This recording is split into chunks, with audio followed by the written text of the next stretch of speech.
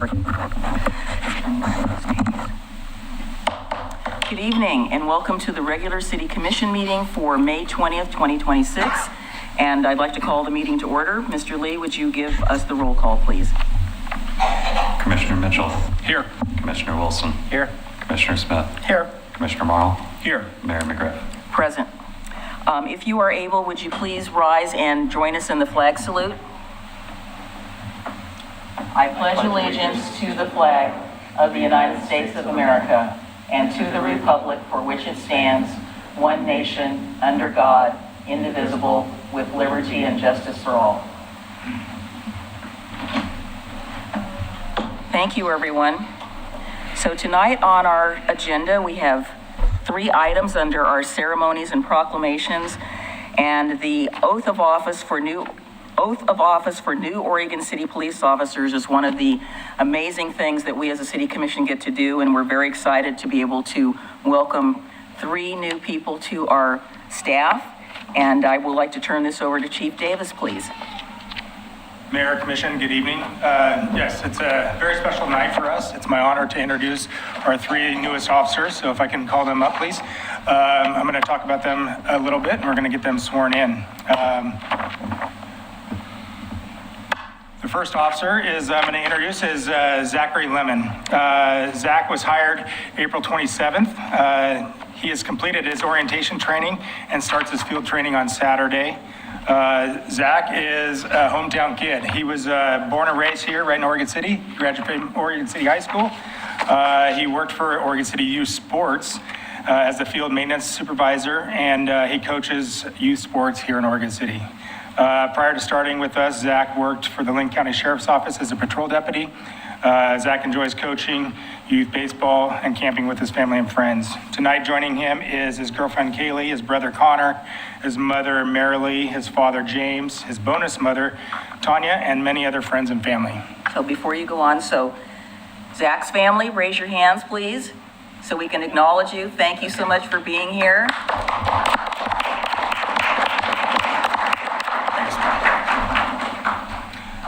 Next, I'd like to introduce Officer Brady Wagner.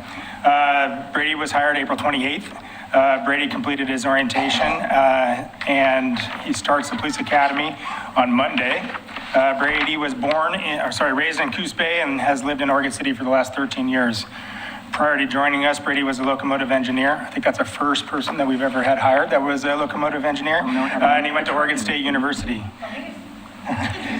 Brady enjoys golf, fitness, and sports. Tonight, joining Brady is his wife, Sammy, his 2 sons, Soren and Alden, his mother, Erin, his father, David, and many other friends and family.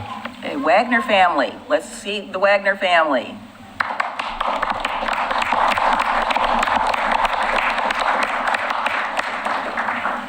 And finally, last but not least, is Hayden Van Houdy. Hayden was hired April 29th. Hayden has completed his orientation also, and he starts a police academy with Brady on Monday. Hayden grew up in Milwaukee and currently lives in Molalla. Hayden graduated from Clackamas High School. He worked in construction and security at the Nike World Headquarters. Most recently, Hayden worked for the Multnomah County Sheriff's Office as a corrections deputy for the last 3 years. Hayden enjoys snowboarding and fishing. Joining Hayden tonight is his wife, Amaya, his dad, John, his mother, Amber, his stepdad, Manuel, his stepmother, Christina, and many other friends and family. All right. Last but not least, the other family, please raise your hands. Let us acknowledge you.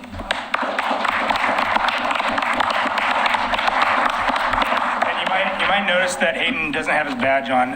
It's a tradition when a parent is in law enforcement, they get a pin on the badge of their sibling. Hayden's father is a sergeant at Multnomah County Sheriff's Office, and after he's sworn in, I'm going to ask him to come up here and pin Hayden's badge on him.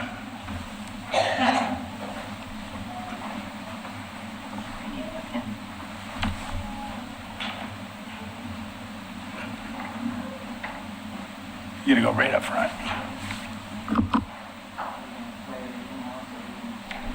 Sign.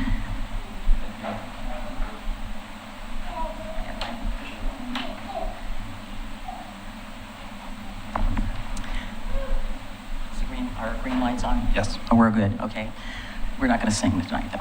All right. So, Zachary, would you please raise your right hand and repeat the oath? I, Zachary Lemon, do solemnly swear that I will support the Constitution of the United States and the Constitution of the State of Oregon. I will abide by law enforcement code of ethics and the department's rules and regulations while faithfully performing my duties as a police officer for the City of Oregon City. Congratulations. Okay.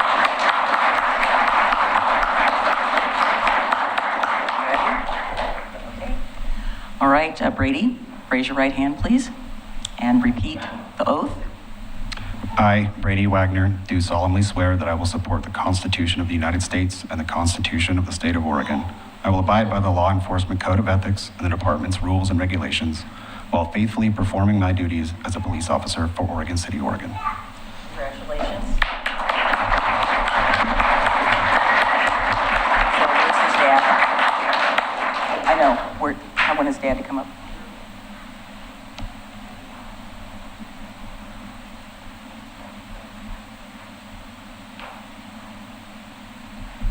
Meet you, sir.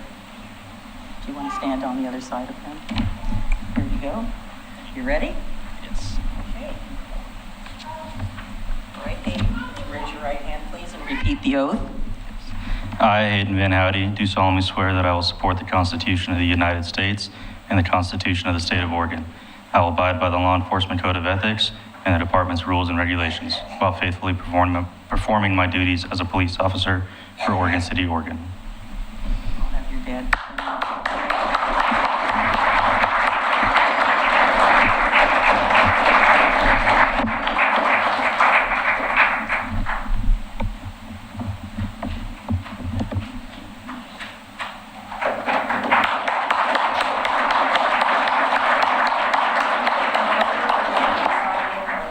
As I said earlier, so give us just a moment to get some documents we all have to sign.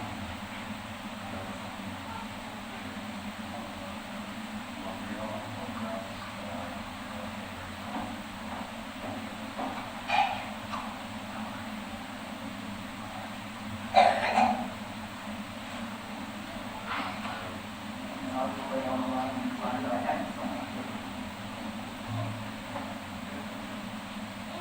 So I'm not in your handwriting.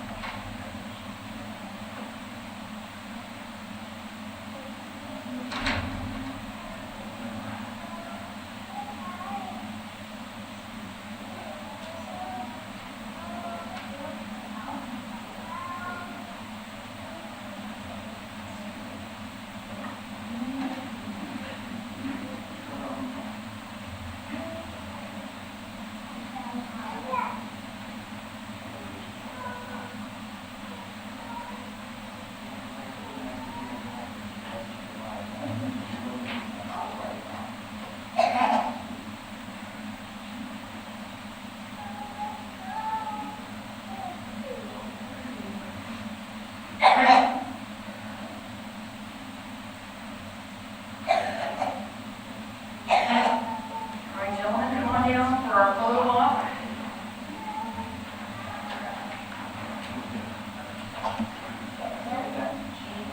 You want Dad a picture? Dad wants a picture. That's a picture. Are you gonna get us all in? We need to squeeze it tight. Okay. This is the one, two, we have to turn to the side just a little bit. You need to squeeze it a lot. More, squeeze more. Okay. So, there you go. There we go. All right, on three. 1, 2, 3. One of those over. One of those are, okay.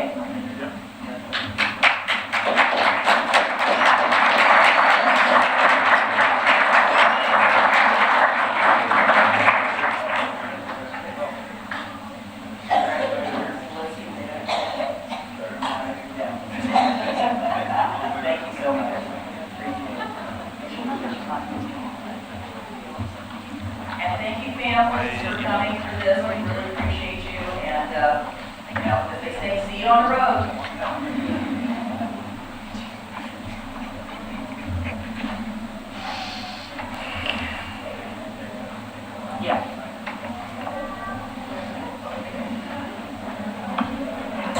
We're just going to take a minute while the families exit for the photos outside.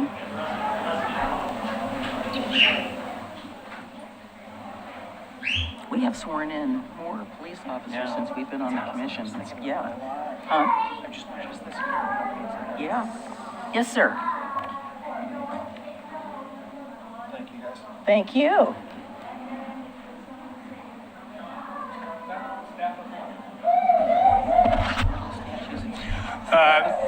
I'll just wait till they, I was gonna, That is like weird.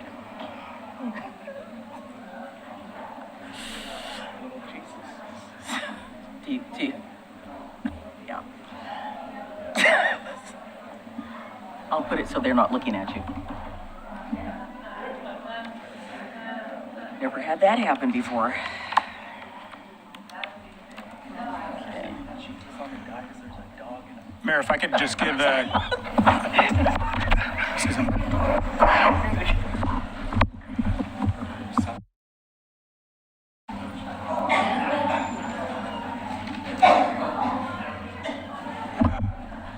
Mayor? Yes. Is it not working? It doesn't sound like it's working.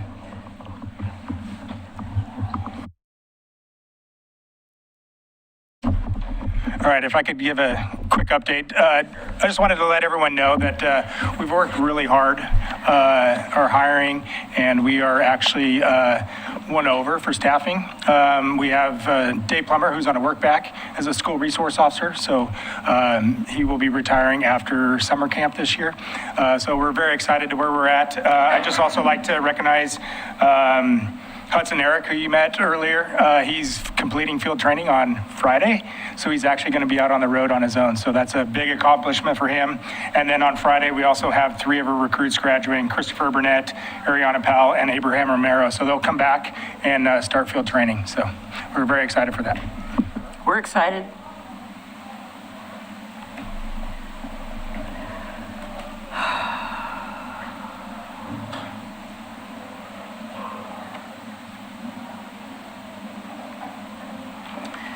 All right, so next on the agenda is proclamation for Asian American and Pacific Islander Heritage Month. And I'd like to ask Commissioner Morrow to read that, please. Sure. Thank you, Mayor. Whereas Asian American and Pacific Islander heritage in the United States was celebrated beginning in 1978 and was made into a month-long event in 1992, and whereas Asian American and Pacific Islander Heritage Month is a month to celebrate and pay tribute to the vast diversity of languages, religions, and cultural traditions of Asian Americans and Pacific Islanders that strengthen the fabric of American society, and whereas the month of May was selected as it honors the immigration of the first Japanese residents to the United States in 1843. Additionally, May also marks the completion of the Transcontinental Railroad in 1869, constructed by the labor of mostly Chinese immigrants. And whereas Asian Americans and Pacific Islanders have lived and worked in Oregon for more than 200 years, contributing to the state's rich history, economy, and culture. And whereas Asian American and Pacific Islander history in Oregon is marked by a struggle for freedom, equity, and justice, and prevailing over the adversity of exclusion, persecution, incarceration, and disparities, Asian Americans and Pacific Islanders have helped advance Oregon's prosperity and have a long-standing history of making esteemed, significant cultural and economic and community contributions. And whereas the vibrant history and diverse cultures of Oregon's Asian Americans and Pacific Islanders are here to be honored and respected as a central part of our state, county, and city's story and shared with all Oregonians. And now therefore I, Denise C. McGriff, Mayor of the City of Oregon City, and the City Commission do hereby proclaim May 2026 as Asian American Pacific Islander Heritage Month, and encourage everyone to commemorate this important occasion in recognition of the numerous contributions made by Asian American and Pacific Islander communities locally, nationally, and globally. Signed this day, 20th day of May 2026. The next one we'd like to read is a proclamation for Public Service Recognition Week. And I did miss it a little bit because I was researching this, but we'll extend this. So whereas the week of May 3rd through May 9th, 2026 has been designated as Public Service Recognition Week to honor employees of the federal, state, and local governments and members of the uniformed services who are entrusted with missions fundamental to the United States and deliver services upon which Americans depend. And whereas Public Service Recognition Week provides an opportunity to recognize and promote the important contributions of public service employees and to honor the Americans who serve their country, states, and communities at all levels of government and as members of the uniformed services. And whereas public service employees make substantial contributions to the American economy, managing public lands, infrastructure, financial systems, research institutions, and regulatory framework that undergird the public service sector, protect consumers, and sustain the conditions for a competitive and innovative marketplace. And whereas public service employees are critical to protecting the safety and security of the American people, working every day to prevent harm, respond to crises, and safeguard the lives and well-being of our communities they serve. Now, therefore, I, Denise C. McGriff, and the City Commission of the City of Oregon City do proclaim, and I'm extending this May 3rd through the 31st as Public Service Recognition Month. And I will sign this on the 20th day of May. And I'd like to acknowledge specifically the following people that work so hard for our city, starting with our City Manager, Tony Conkle, Assistant City Manager, Alexandria Troutman, City Recorder, Jacob Wiley, Assistant City Recorder, Evan Lee, Communications Manager, Jared Lehman, Community Services Director, Kelly Hart, Finance Director, Matt Zook, Human Resources Director, Patrick Foyles, IT Director, Michael Dubai, Library Director, Greg Williams, Parks and Recreation Director, Scott Archer, Police Chief Public Safety Director, Sean Davis, and Public Works Director, Dana Webb. And not to leave them out, but all of their staffs and support staff and everybody, and even our temporary employees, we would like to extend our thanks, which we do more than just once this year, but I wanted to acknowledge that. Thank you for all that you do. Being in public service has many, many rewards, and we appreciate everything you do every day for all the citizens of Oregon City. And the people that come into our city every day, we help them too. So we want to just recognize you and honor you for all the public service that you do commit to our city. So thank you. So next on our agenda is we have public comments. And if you have not been here before and are not accustomed to doing this, because sometimes people don't, we have a clock over there. Mr. Lee will point to it. We will give you 3 minutes. When the buzzer, it's going to count down, and so when the buzzer gets down to your last 30 seconds, please wrap it up. We have a lot on our agenda tonight, and it's not that we do not want to hear you. We want to make sure that you are heard, but we want to make sure that everybody has an opportunity to be heard, so we do limit the time. We'd like to ask you to give your name and your city of residence, and you may come up to the table. There is a button there on the mic, so it's a green light that you turn on, and I will acknowledge you when it's your time to start. So I'd like to call Desiree Hawkins. Yes.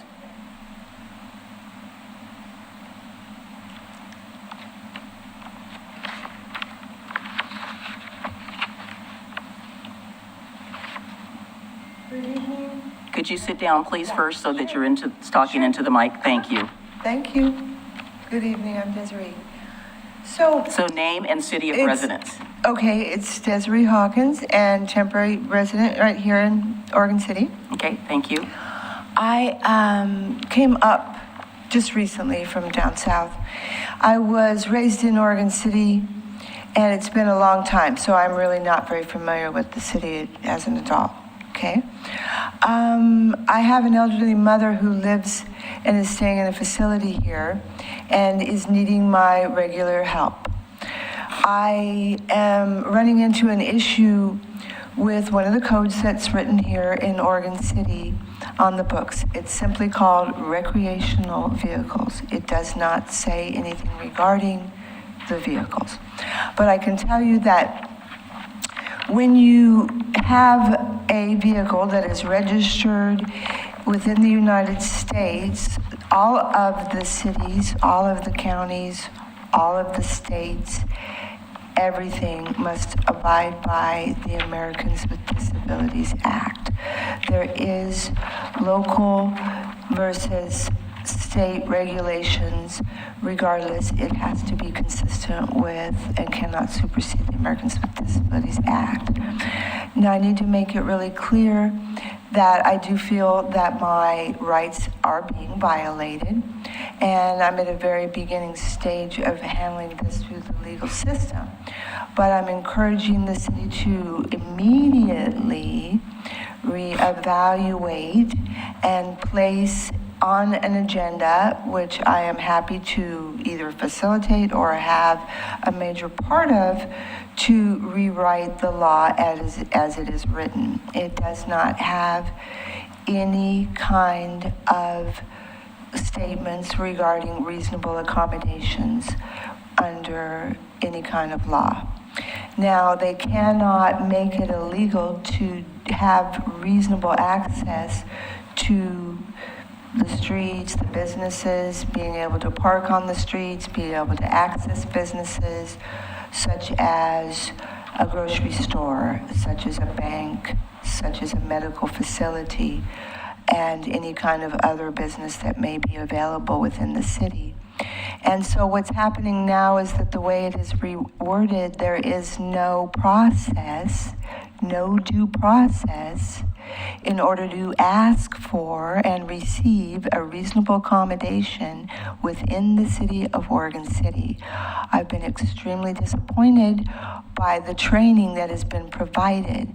Now, this is going to be a situation that's going to cost the city a tremendous amount of money if it is not handled properly. Thank you. Thank you.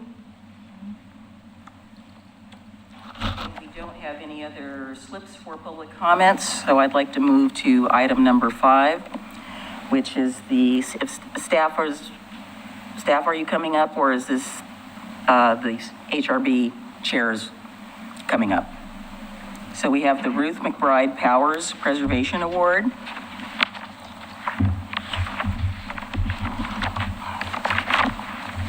So we have no staff, we just have HRB We are members. staff. Well, you're not, you're volunteers. It would actually, it would probably be a nightmare if we were staff, so I would. Well, we won't go there. yeah. We appreciate you anyway. Good evening, Mayor and Commissioners. My name is Tim Powell. I live in Oregon City, and I'm the chair of the Historic Review Board. And this is my colleague, Gordon Lawrence. and you live here too. I do. I do. And Gordon also serves on the Historic Review Board. We're here this evening as it is Preservation Month, and we annually present the Ruth McBride Powers Award for Preservation in May. Didn't want to go through the whole staff report because it's wordy, but I will say that the Ruth McBride Powers Award is given to citizens, building or business owners, and others who show passion for preservation. Ruth McBride Powers is credited with saving many of Oregon's oldest buildings. Locally, the Philip Foster House and Barn, the Ainsworth House, the Rose and Locust Farms, also known as the Morton Matthew McCarver House, and the Francis Ermatinger House. In 1975, she received national recognition for her work from the National Trust for Historic Preservation. She was indeed a guiding light for preservation in Oregon, and in memory of her accomplishments, we want to present the 2026 Ruth McBride Powers Award. Gordon? This year's 2020-26 Ruth McBride Powers Award tonight is given to Kurt and Erica Reeser for their long-term stewardship of the Margaret King House at 1303 John Quincy Adams Street, not to be confused with John Adams Street, which often happens, especially for the deliveries. Sometimes award-winning projects are historic renovations or are substantial rehab projects. Sometimes the award winner, as in this case, is given to a more year-over-year commitment to preserving the original structure and showing improvements to the property over time. Kurt and Erica have done an outstanding job in maintaining and enhancing the integrity of the Margaret King House, keeping it intact while maintaining the historic structure. The house is a beautiful representation of this era of home in Oregon City. They have done a fantastic job with their gardens. They've helped their neighbors. They have done a lot of work to make sure that the integrity of the property is maintained. At this time, I would like Mayor McGriff to please present the 2026 Ruth McBride Powers Award to the Reesers. I don't know if we do or not. Oh, there you go.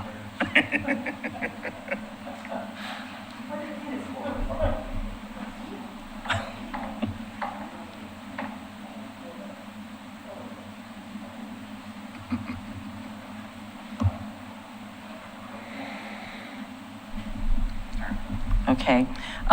This is especially meaningful to me, not only because all the awards that are given on the name of Ruth McBride Powers, but Kurt and Erica have been friends for a long time. I've seen the progress over the years that they've lavished on their home, and the Margaret King House is especially lucky to have you as its current residence because it's been taken very well care of. Anyway, so I'd like to present this award to you on behalf of the City of Oregon City and our Historic Review Board for your preservation work and presenting a guiding light in terms of preservation for the City of Oregon City, and our award in honoring our adopted resident, Ruth McBride Powers. I know she would be proud to know that we have named this award after her. And she has, in addition to many of the houses that you mentioned, although the Philip Foster Farm is not in Oregon City, it's in Eagle Creek. It was close, though. It's close enough, yeah. But she has preserved and saved over 21 structures in the state. And sometime, I think next month, I'm giving a presentation on her to the sons and daughters of the American Revolution to talk about her work. She was a member at that particular time. Did you want to say anything about all of your fun projects that you've done over the years? It's been a labor of love. We enjoy it. Love old homes. Good. Yeah. Thank you. Anyway, thank you so much. All right. So did you get pictures? Okay, we got to get some pictures.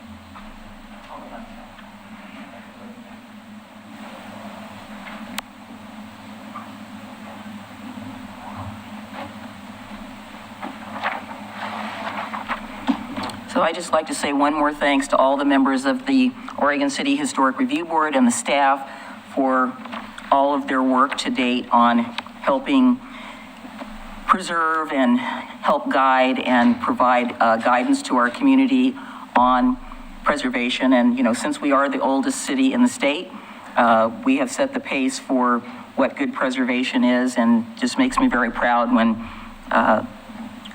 we go around to the state. I know Kelly, did some of our staff attend the Oregon Heritage Conference this year? Three, yeah. So the state of Oregon just had the Oregon Heritage Conference, and Oregon City was there in force with ourselves, and it was a great conference. So let's move on to the other items on our agenda. Let me move these other things out of the way. So we have the adoption of the agenda and the consent agenda. And I would like to just ask temporarily that we take item 7A off, not because there's anything wrong with it, but I'd just like the chief to give just a brief overview of the emergency operations plan. And when we did the last one, we had Chief Band, who gave a little update just to give our community an idea of what we do and how we do it and why we have the emergency operations plan, because it's important to not only for us to coordinate with our jurisdictions that surround us, but to know what we do in case of, as you know, we've had a number of incidents happen in our city over time that all weather related and fire related, and we have been very prepared. So if there isn't anything else, I'd like to ask for approval of items B, C, D, and E. I'll move to approve the consent agenda except for item 7A. Second. Okay, it's been moved and seconded. Commissioner Mitchell? Aye. Commissioner Wilson? Aye. Commissioner Smith, Aye. Commissioner Marl, Aye. Mayor McGriff. Aye. Motion passes. So thank you, Chief. Thank you, Mayor, Commission. Good evening. Yeah, this emergency operation plan is very important for the city. It provides guidance for the Oregon City's actions during the response to and the recovery of major incidents. This isn't for day-to-day actions or day-to-day emergencies. It's when we have a natural disaster or some other disaster. This plan is updated every 4 years, and it is due July 1st to be updated, so that's what is before you today. Provides a framework within the city that will provide technical capabilities and resources, the expertise of its emergency response personnel, the department directors and other decision makers. It establishes strategy and operating principles under the National Incident Management System, also known as NIMS, and it requires us to adhere to the concepts and principles of the Incident Command System, or ICS. Our plan is, it complements the Clackamas County's Emergency Operation Plan. If you ever see that, it's very similar to that. It also complements the State of Oregon's Emergency Management Plan and the Natural Response Framework. It basically identifies critical tasks that need to support a wide range of response activities. So this year I reviewed the EOP as required, and you'll see a lot of the changes are just changing names and titles in there to make it current to 2026. So if you have any questions, I'd be more than happy to answer them. Well, we are very fortunate that we have a complete plan and it's being submitted ahead of schedule. And thank you for all your work on that, because this is really important to the health and welfare of our community. I could add one thing I meant to add earlier. Just last week, we got together as an emergency management team. We opened up our EOC, which is our Emergency Operations Center, right here in this commission chambers. We did an exercise with Clackamas County, and it was in preparedness. There was a fire up on the Mount Hood corridor. And so we opened our EOC and participated with that exercise. And so we gave the staff injects, we gave them real world scenarios that they had to work through. And I just want to say everyone did a very good job. We have a lot of new staff and new positions. So it was great to see. We had not only primary roles, but we had 2 and 3 deep in there. So we got a lot of experience for a lot of our staff. So I'm very proud of that exercise and the work we did. Okay. Again, thank you. May I have a motion to adopt the 2026-2030 Emergency Operations Plan? And I believe that you have the original sheet that you need all of us to sign. That I saw it in the plan. There's a space in there for the entire commission to sign. I did not have that printed, but I'll provide it by the end of the meeting. Move to approve item 7A. Second.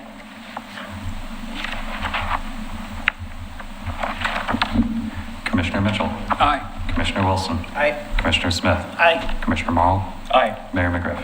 Aye. Motion passes. So do you want to try to get that printed tonight so that we can all sign it before we leave tonight? Yes, I'll have it printed before we leave.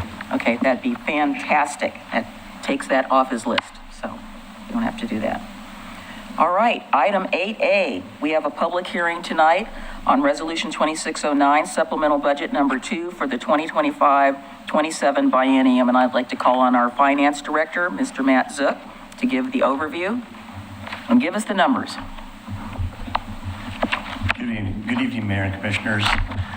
This evening you have tonight a request for a supplemental budget, and in the staff report outlines the history of the approval of the adoption of the original budget and one amendment that was already approved by the Commission in early July, and that was to establish the long-term cemetery maintenance fund. So this is a supplemental budget number 2.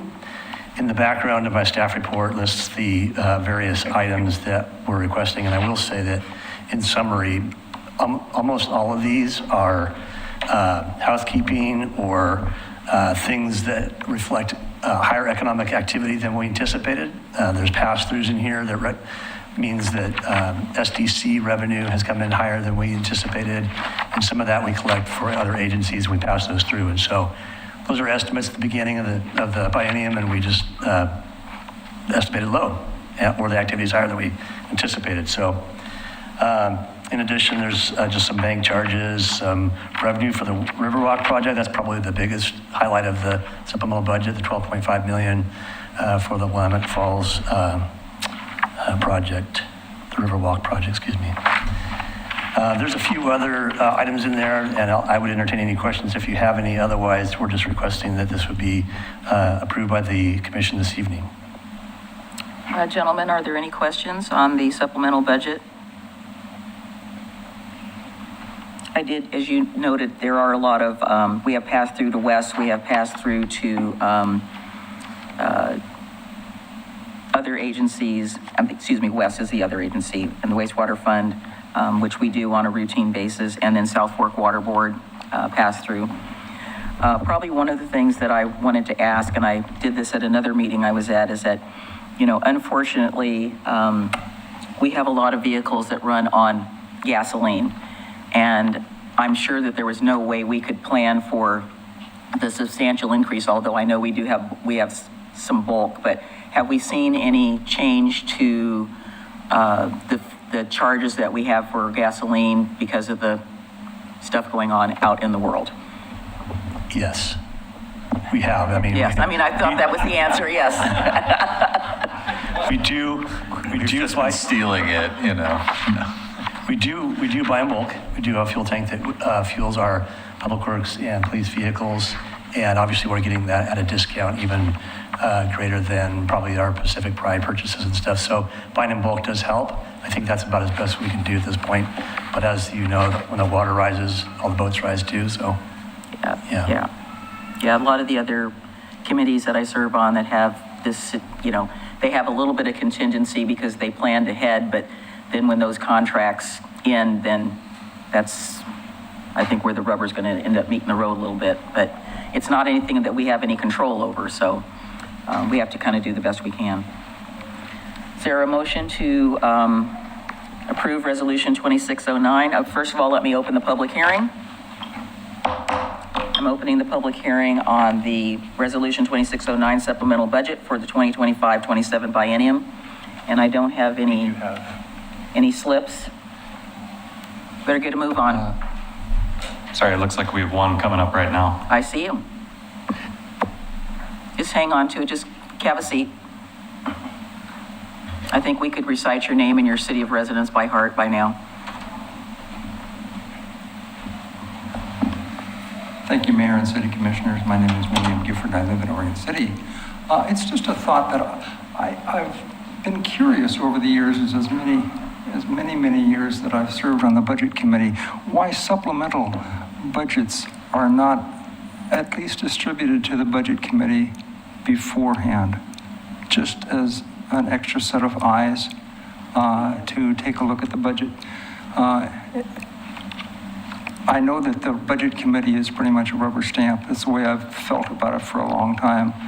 But it seems to me as though it wouldn't be a bad idea for the Budget Committee to take a look at the supplemental budgets as well.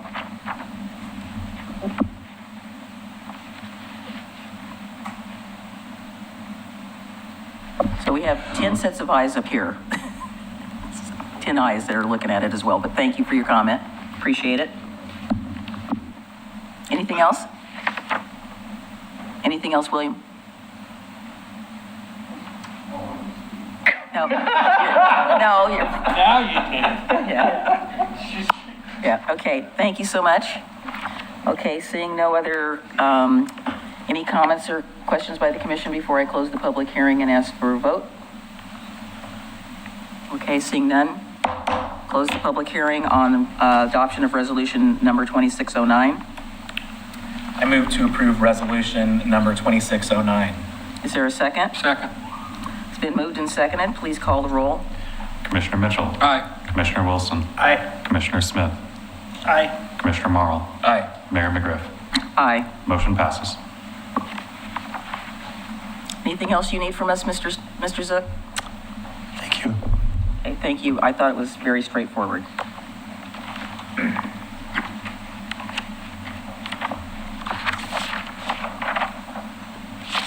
All right. Oh, it's the, yeah. Let's just take a quick minute as this, yeah, pass it along, yeah. Here's the special pen. Yeah, well, I usually always sign in blue. When we sign legal documents, I always sign in blue. It's what the lawyer says. Do you have to sign both of them? No. Oh, just the one? Just in case. Oh, just in case. Okay, well, nobody's going to make a mistake. Okay, item number 9, general business. We have item A, city-sponsored public event grant applications for the City of Oregon City Car Show and First City Celebration. Staff? As staff are coming up, I will note that we have one person who joined online to give public comment. One person? Yes, ma'am.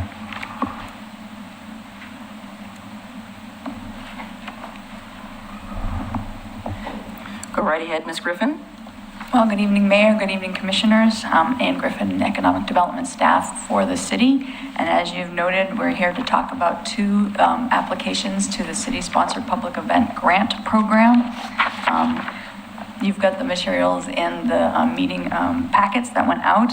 What I would like to do tonight is walk you through the applications that those 2 specific applications that we received. The 2 applications are for the Oregon City Car Show and for the First City Celebration. As leaders of this community, you're familiar with both of those events, and they did receive this grant funding last year. But I want to just take a minute or 2 to give an overview of each of the events and the applications that we received this year. We do have both Cyrus Samani, the organizer for the OC Car Show, in the audience here tonight, and as our assistant city recorder just mentioned, we do have the other organizer for City Celebration online, if you would have questions for either one of those people. Again, the purpose of the city-sponsored public event program is to support our tourism efforts here in Oregon City and help to build community pride and increase the number of visitors who come to visit Oregon City. The car show is now in its 3rd year, and each year the event has continued to grow. When we were putting together the meeting materials that you received, the organizers had about 75 cars registered. I can tell you now that the show has sold out. They've got about 150 cars that we're anticipating this weekend. The organizers submitted their special event application to Public Works in January and have been in regular communication both with Public Works and with code enforcement. The event is happening this weekend. It's Saturday, Memorial Day weekend. It'll be from 11 to 2 p.m. and they're expecting between 3,000 and 3,500 visitors. Now, I know that was a real quick overview of the event, but we're prepared to talk about it in more detail if you have questions.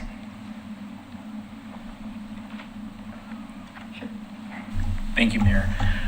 So given the tight timeline here for the event, I know that for most of our, or if not all of our grants, we usually ask that if we do provide a grant, that we are listed on all advertising materials. And so since that time is likely past, what would that look like on our end?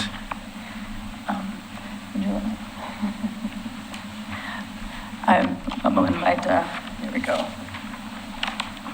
Well, if you'd like to see, Cyrus, would you like to come up to the table?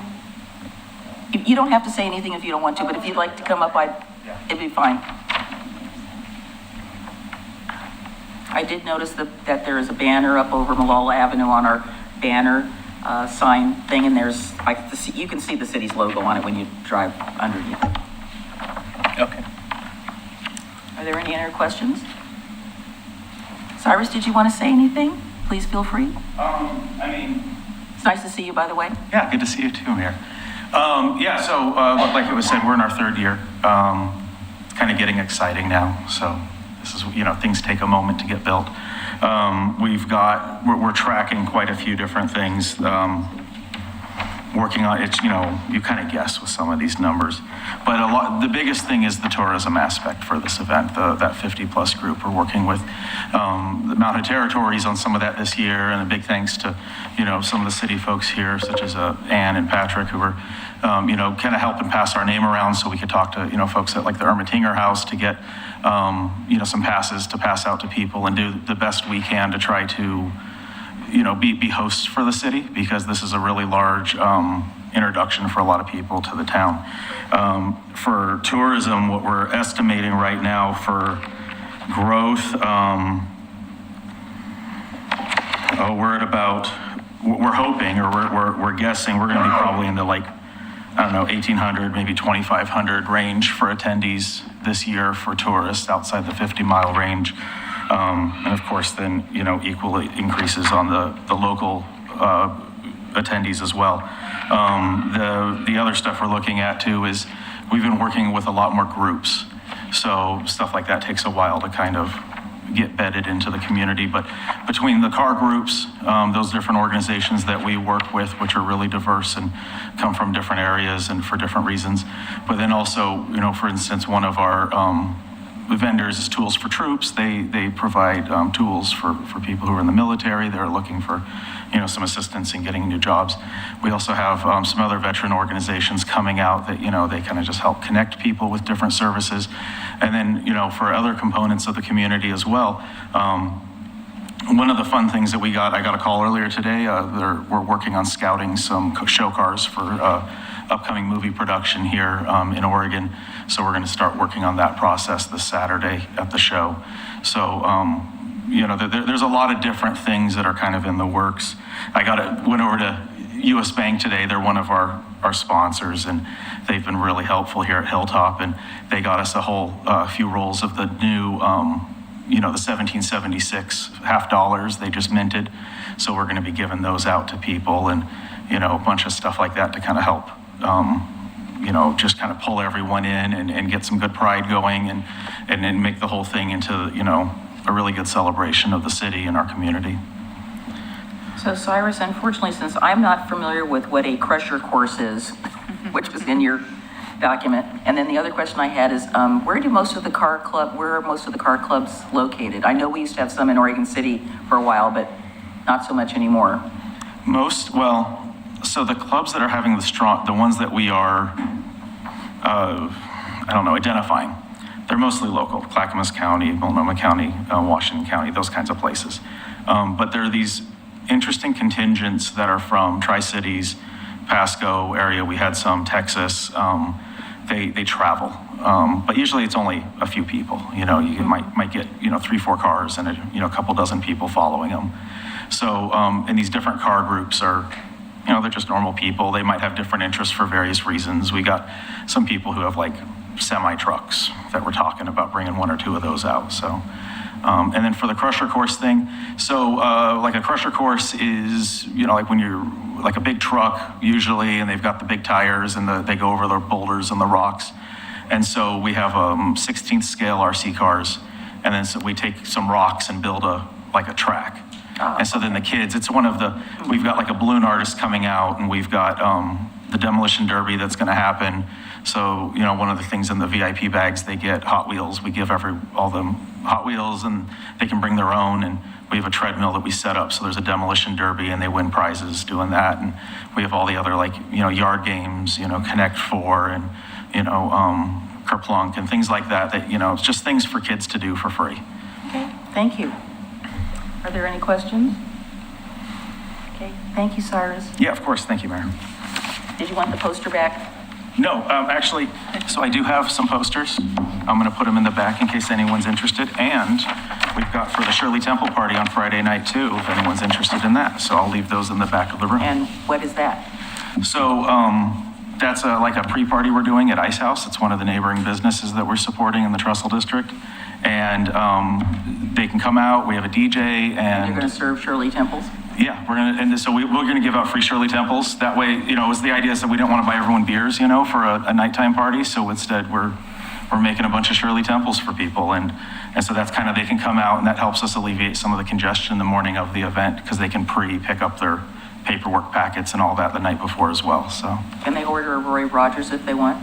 If you'd like to, but you'd have to pay for that yourself, Mayor. All right, just check, some people don't like Shirley Temples, they like the Roy Rogers. No, and that's fine, I know. We always have a critic somewhere.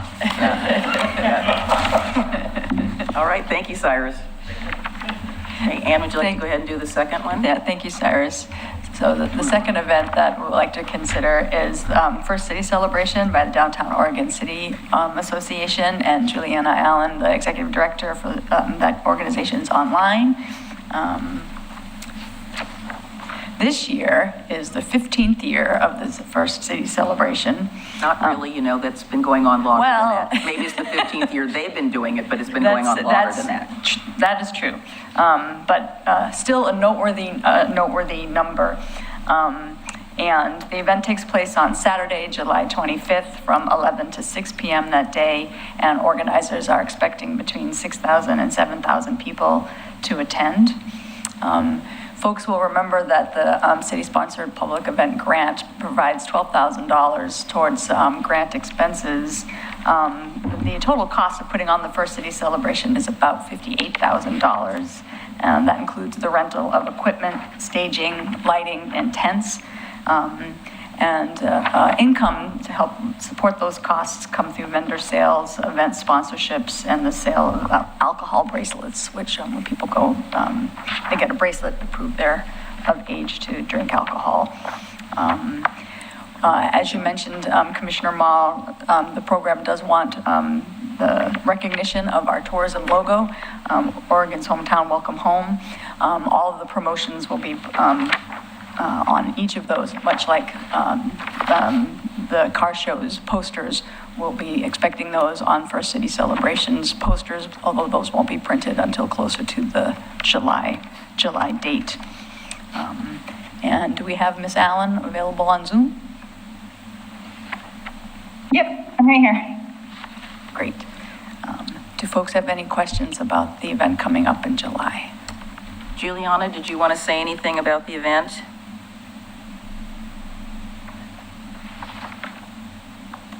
Sure. So I just got home from soccer practice, so we are multitasking right now. Excellent timing, I might add. What would I like to say about the event? It's a signature event for the downtown, for the city and as a whole, and we really enjoy putting it on. So we just appreciate all the support, and yeah, thank you. Any specific questions, I'm happy to answer. I apologize, I'm in a couple different modes right now, so happy to answer any questions. Any questions? So anyway, just for the record, because I asked Tony some months ago about when was it that the city started the First City Festival. So by my estimation and any of the documents that I had, this should be the 30th year of it. Because it was 1996 and it might have been 95, but I've got like, Because 90. we did something in 94. 94 started. Yeah. So 94, back in those days, they gave out these certificates that called people, you got a certificate if you were a first family. There were other things that I dug up out of my paperwork that I found. So 15 years with DOCA, but 1994. So we are past 30 years of having the First City Festival. And I think that is great to know, and we'll have to update. You'll have to update your promotional materials accordingly. Thank you. Well, she could say that it's 15 years since they were doing it, but yeah. But anyway, it is, people anticipate it. It's such a fun event. Are there any questions? All right, thank you so much. Great, thank you for your time. So I will move to approve $12,000 grants as requested for First City Celebration and the car show. Second. I think we're all seconding it. Second. Everybody's going to second it. Commissioner Mitchell? Aye. Commissioner Wilson? Aye. Commissioner Smith? Aye. Commissioner Marl? Aye. Mayor McGriff? Aye. Motion passes. Yeah. And thank you to both applicants. We are looking forward to successful events, and we appreciate all you do. So thank you so very much. And as they say, the checks will be in the mail.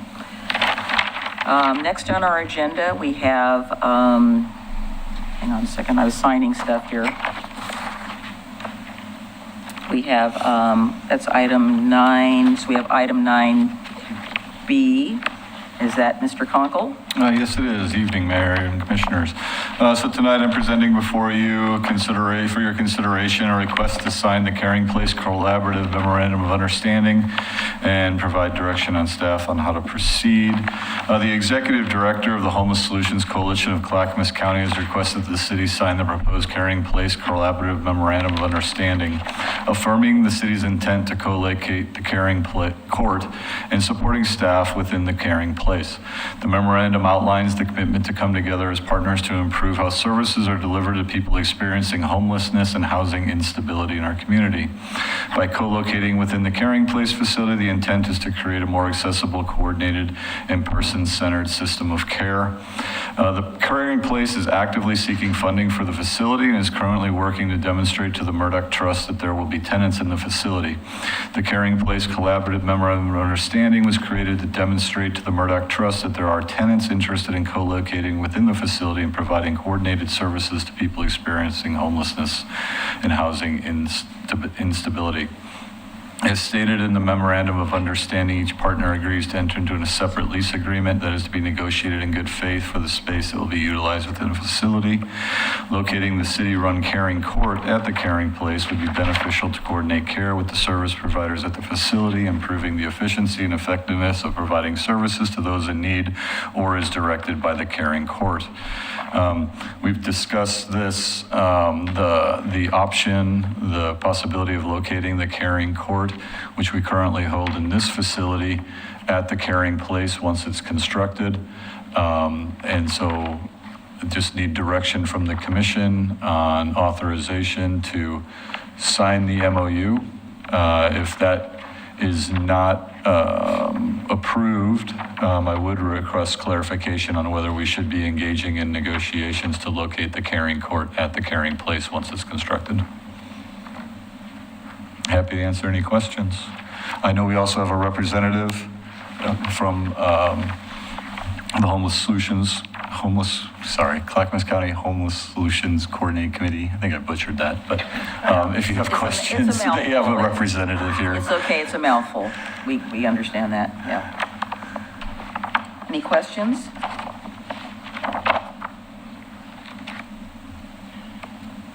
No, so if there are no questions, I'll... I actually do have one. Oh, okay. So, the letter that's going to the Murdoch Trust what is the specificity of the letter? Is there a grant request to the Murdoch Trust that we are aware of or that you're aware of? That's my understanding, yes.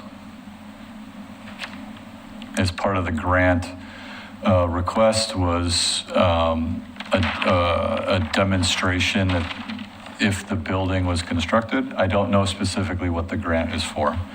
I imagine it has something to do with the building itself, that there are actually tenants that would be occupying the facility consistent with the proposal, which is to consolidate the coordinated delivery of social services and supportive services in one location, which was kind of the intent when we've talked about the reason of co-locating community court there. As the commission's well aware, we created through a grant with Clackamas County, the municipal court has traditionally been criminal, and we created the Caring Court, which provides a social service route at the discretion of the prosecutor and the judge. And they make a decision as a defendant comes in, what would be the appropriate tract. And we've funneled several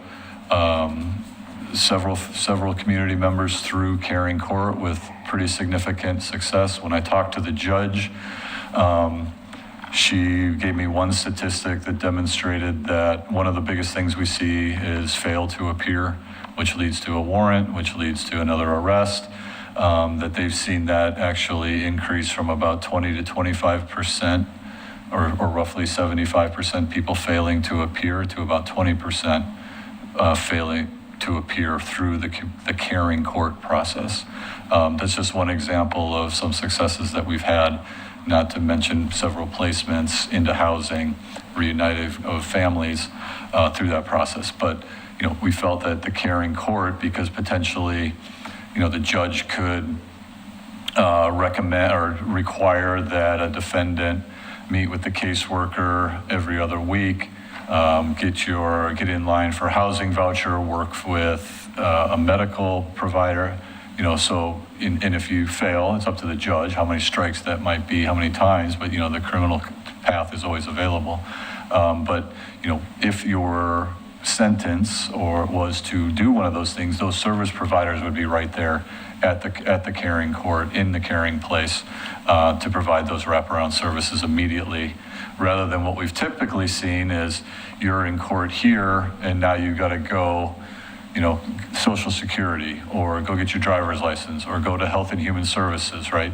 And so the idea was to bring all those services into one location to be supportive of one another, as well as try to be as successful and as efficient as we can with the delivery of services and unlimited funds and people power that we have available to us. That was a long-winded answer to your question. Thank you. And they currently meet here? Yes.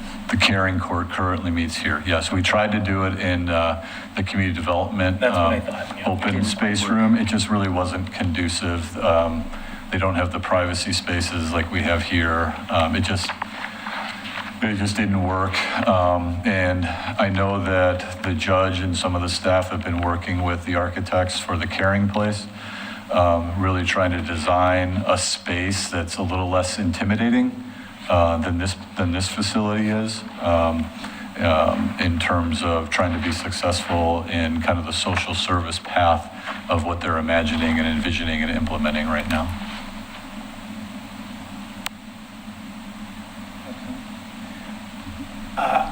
I'm excited at the prospect of this partnership. I think that does a lot to support our community in the city. So I would move to approve the MOU with the Caring Place. Is there a second? Second. Okay, it's been moved and seconded. I have discussion. Okay, yeah. It's been moved and seconded, so we'll have some discussion. I'm still struggling with this, as I've communicated every time we've talked about this topic, is just the process that it's taken to get us here. So we've just heard from the city manager about the success that is happening right now as it's located here. In the past, it was asked of us to write a letter of support to show that the city was on board. And now when I see this format where it's just asking to confirm that there are going to be tenants in the new building, while at the same time it's still clear that it's going to be used to leverage additional funding,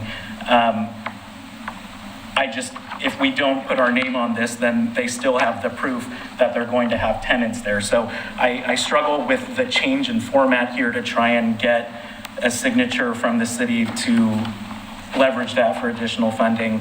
And I'm just going back to the meeting minutes that we just approved. I'm just going to quote that. It says, he had a hard time, Commissioner Morrill, had a hard time with the Caring Place asking to collaborate with the city now, past the point where meaningful changes could be made, when their attitude to this point had been to move ahead without involving the city, simply because they felt they did not need to involve the city. And I've said time and time again, I respect the fact that state law allows them to have moved forward without coordinating with the city, and I appreciate that, and that's the law that we're operating under. But I wish that the partnership, the idea of partnering and collaborating, had been a part of that calculus, even though it wasn't required of them. And then once we got to the position where it was realized maybe we do need buy-in from the city, well past the point of any meaningful changes to have been able to be made, I have a struggle with the process of that. And I don't take this lightly. As you all know, my day job involves working on housing issues in Oregon. And so this is something that I dedicate my day job to. It's something that I take very seriously in this role as well. But as we've experienced so many times with so many different organizations and entities where we don't have to work with the city because we don't have to, but then we get to a point where we realize we may need their buy-in after all, after everything has really already been decided. I struggle with that, and I would not support moving forward with this, because if the intention is, as it says, which is to demonstrate that there are tenants then there will be other signatories on here, even if we don't decide to sign it.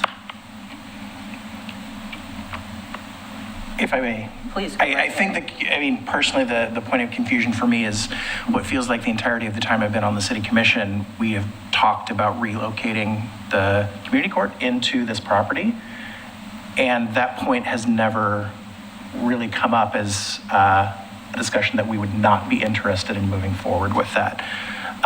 So given that, you know, we've for over a year talked about putting community court in the Caring Place, that's come up in conversation, why would we, I guess I don't understand the point of not signing if this benefits an organization that is helping us work towards one of our city goals. Why would we not want to affirm what we've already talked about doing for the last year and a half? Again, my issue goes back to the fact that of what this is going to be used for, which is to leverage additional funding. And I take what you say about addressing city goals, but I think it's also important to recognize that there are other city goals that may be adversely impacted by this. And I don't think that's a debate. It's just a fact that there are going to be trade-offs there. So it isn't as clear as, well, it's something we have in our goals, so we have to move forward with it. And that's where I'm coming from personally. Sure. Again, if from my perspective, it was something where we did not want to look at putting community court in Caring Place, again, we've been discussing this for a significant amount of time, and that piece, from my revision, has never come into question. No, we said we'd move forward with it. Yeah. Is there any further discussion? Rocky? Would you call the roll, please? Roll, please. Commissioner Mitchell. Aye. Commissioner Wilson. Aye. Commissioner Smith. Aye. Commissioner Marl. No. Mayor McGriff. Aye. Motion passes. So I noted on the document that, is that Judge Lindgren that's going to be signing this? I saw on the signature, or is that you signing? I think it could be either. I think it was. It says municipal court, so. Right, yeah. Oregon City Municipal Caring Court by name, title, and date. When I talked to her, I think she thought I was signing it, which I'm happy to do on behalf of the commission. Well, I think that leads to just a tiny bit of a dilemma since, you know, she is part of our municipal system, but doesn't really have any. So I think maybe you should probably sign it. Sure, I mean, we run the court. Yeah, we run the court. We got all the staff, we have the Or facility. maybe you both sign it, I don't know. Yeah, So just put some legitimacy on it so that it's, Sure. you know, and you could even attach the motion or whatever you need to have attached. I just want to make sure that we're within our legal standing for signature authority. Certainly. Because the motion didn't include, we authorized the court, the judge to sign it, so. I'll be happy to sign it. All right. I am going to request a break here for, we'll come back at 8:20.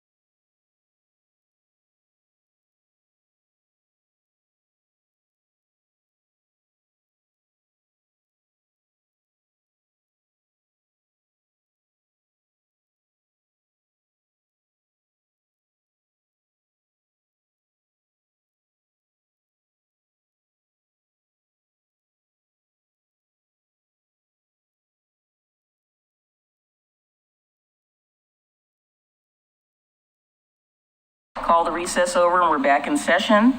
So we're on to item C, I-205 Abernathy Bridge Construction Project, Letter of Agreement to Extend Temporary Construction Areas in the Oregon City Park.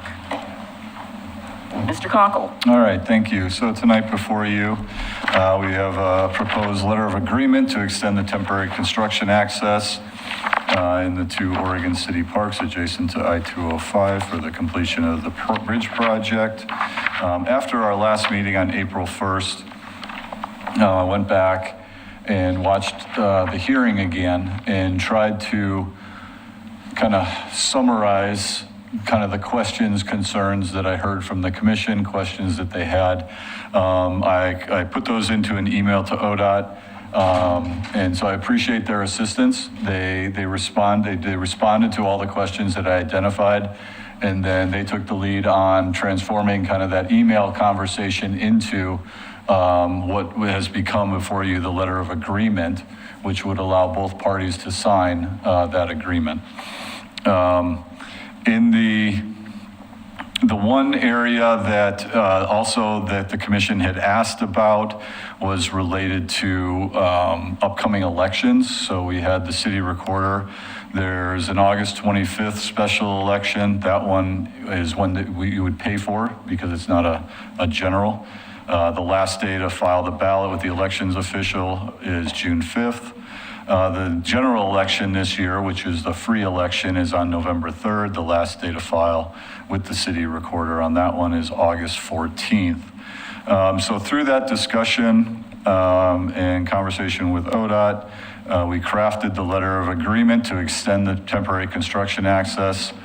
The proposed letter of agreement includes quarterly check-ins with the adjacent businesses, quarterly updates to the city commission on the construction progress, upcoming milestones, and any changes to the project delivery schedule, additional public information to be included in city public outreach efforts, business open signage, clear delineation of publicly accessible areas of the parks, updating the project website to include reminder that businesses are open and a link to the local business alliance and our Chamber of Commerce. In addition, ODOT has completed the property appraisals for the 5-year easement, temporary easement extensions, and city staff is reviewing that information. I would say that in reviewing it at this point, we believe that the appraisals are accurate. The John Storm easement for approximately a little over 16,000 square feet is $191,200. The Sportcraft easement, which is approximately 8,700 square feet, is $113,800 for a total of $305,000. We went back and looked at the previous payments for those easements, and these are higher than that, reflecting changes in property value, inflation that has occurred. So really before you tonight, we have this proposed letter of agreement that if the commission approves, both parties would sign. And then, if the letter of agreement is signed, my intent would be to complete the paperwork on the appraisal information that's provided by ODOT. I don't fully know the exact steps if we wanted to challenge the amounts of the appraisal. What would typically happen if we were doing something like this was, the process would move forward. We would do appraisals of someone's property. They could go get an appraisal on their own if they don't believe that the values reflect the actual value of the property. But based on the information we've seen, the information that they've provided, we believe that it appears to be accurate and fair. But once again, I think, the direction we take related to the payments is somewhat contingent, I think, on both commission direction and completing this letter of agreement, letter of understanding. Be happy to answer questions. We also have representatives from ODOT here, if you'd like to hear from them as well. Would you like to hear from ODOT staff? Or would you like to ask Tony a question first? Could you or Ms. Richter explain the difference between a letter of agreement and an intergovernmental agreement, and obviously us signing this would give them the legal ability to go past the voter-approved timeline. But when I look at the things that I had asked to be included as it relates to Old 82nd and the quiet zone, I'm just curious what the difference in enforceability looks like between those two different formats of documents.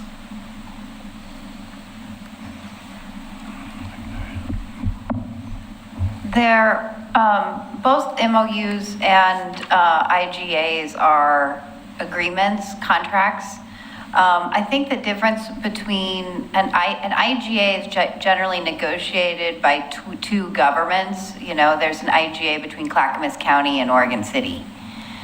I don't know whether or not the parties talked about ODOT entering. ODOT enters into IGAs too, but I don't know whether we ever talked about one over another. Both of them are enforceable. Both of them are essentially like contracts. They both could have remedies set forth in them for violations, just like a contract could. I don't think most of that I've seen don't, because they're sort of in the spirit of collaboration, but both of them are legally binding documents that could be used in a court. Okay, that's good to know, and that alleviates one of my concerns, but that still leaves another concern that I have, which is looking at the additional information beyond just the issues related to the project itself, but those that I mentioned earlier with 82nd and the quiet zone. When I read it, I have a hard time seeing how that gets us to where I was envisioning us being. Specifically when it says City and ODOT will continue to collaborate to facilitate the surplus of ODOT-owned property, and then the other one, City and ODOT will continue to work together to deliver the federally funded Oregon City Quiet Zone project. And I struggle with that because the use of the word continue implies that it's been happening sufficiently already, and it has not, which is the reason why I asked for these issues to be brought forward. And so if what we're agreeing to is a de facto, let's uphold the status quo, then I'm not going to support this. So maybe we could get moved to the head of the line for the or the right-of-way acquisition. Any other, excuse me, because I almost got ready to choke, comments or questions? Did you want to hear from the Oregon Department of Transportation staff that are here tonight? I do have a couple of questions for them. For them? Yep. Okay. Gentlemen, would you be so kind?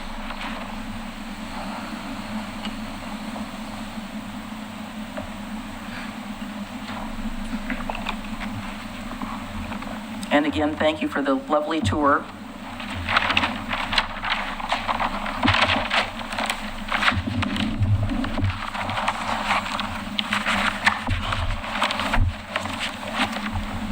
Good evening, Mayor, members of the Commission. Thanks for having us again today. I'm Matt Freitag. I'm ODOT's Project Delivery Manager for the Portland Metro area. Since we were last year in April, we've done a lot of work on the project, and I'm going to turn over to Vidal to give us some updates on that. Members of the Commission here, and Mayor, thank you for having us. My name is Vidal Francis. I'm the area manager, but I would want to be respectful of what the intent of the Commissioner asked here. Would you think it'd be better if we just jump into the questions, or I could? Sure, whatever you'd like.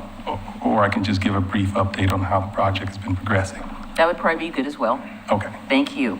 As far as progress on the project, most of the work right now, or majority of the work right now, has been working on the westland side of the project. We've continued with some girder erection. I think the last time we were here, we let this body know that we've completed all the girder erection on the Oregon City side. So now we're focused on the westland side, putting up girders and so forth. We do have a few girders that we have to take down. The ramps, northbound, southbound ramps, that's on the westland side. Some of them have curvatures in them. When we're doing the widening process, those curved girders have to come out so we can put some straight ones in to allow for the widening effort to continue. We have completed the last cross beam underneath the structure, which is cross beam on pier number 10. So effectively, what that actually means is that the substructure of the Abernathy Bridge is actually complete, where the main focus or the main drive right now is the superstructure, the girders, the deck, rails, things of that nature.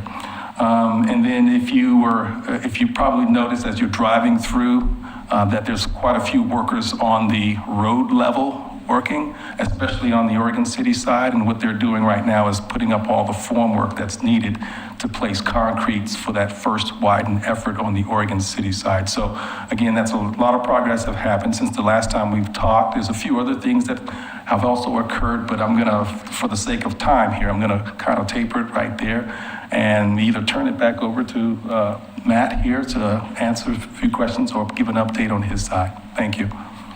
Thanks, Vanel. I do want to thank, Mr. Caldwell, thank you for your staff's help coordinating this in the last month or so to get us the framework for the letter. And then I think it's been a great collaboration to bring together the concerns that were brought up and how they've been addressed. So I do want to mention that, you know, since our last meeting, that, you know, beyond just the bridge work, we've heard your concerns.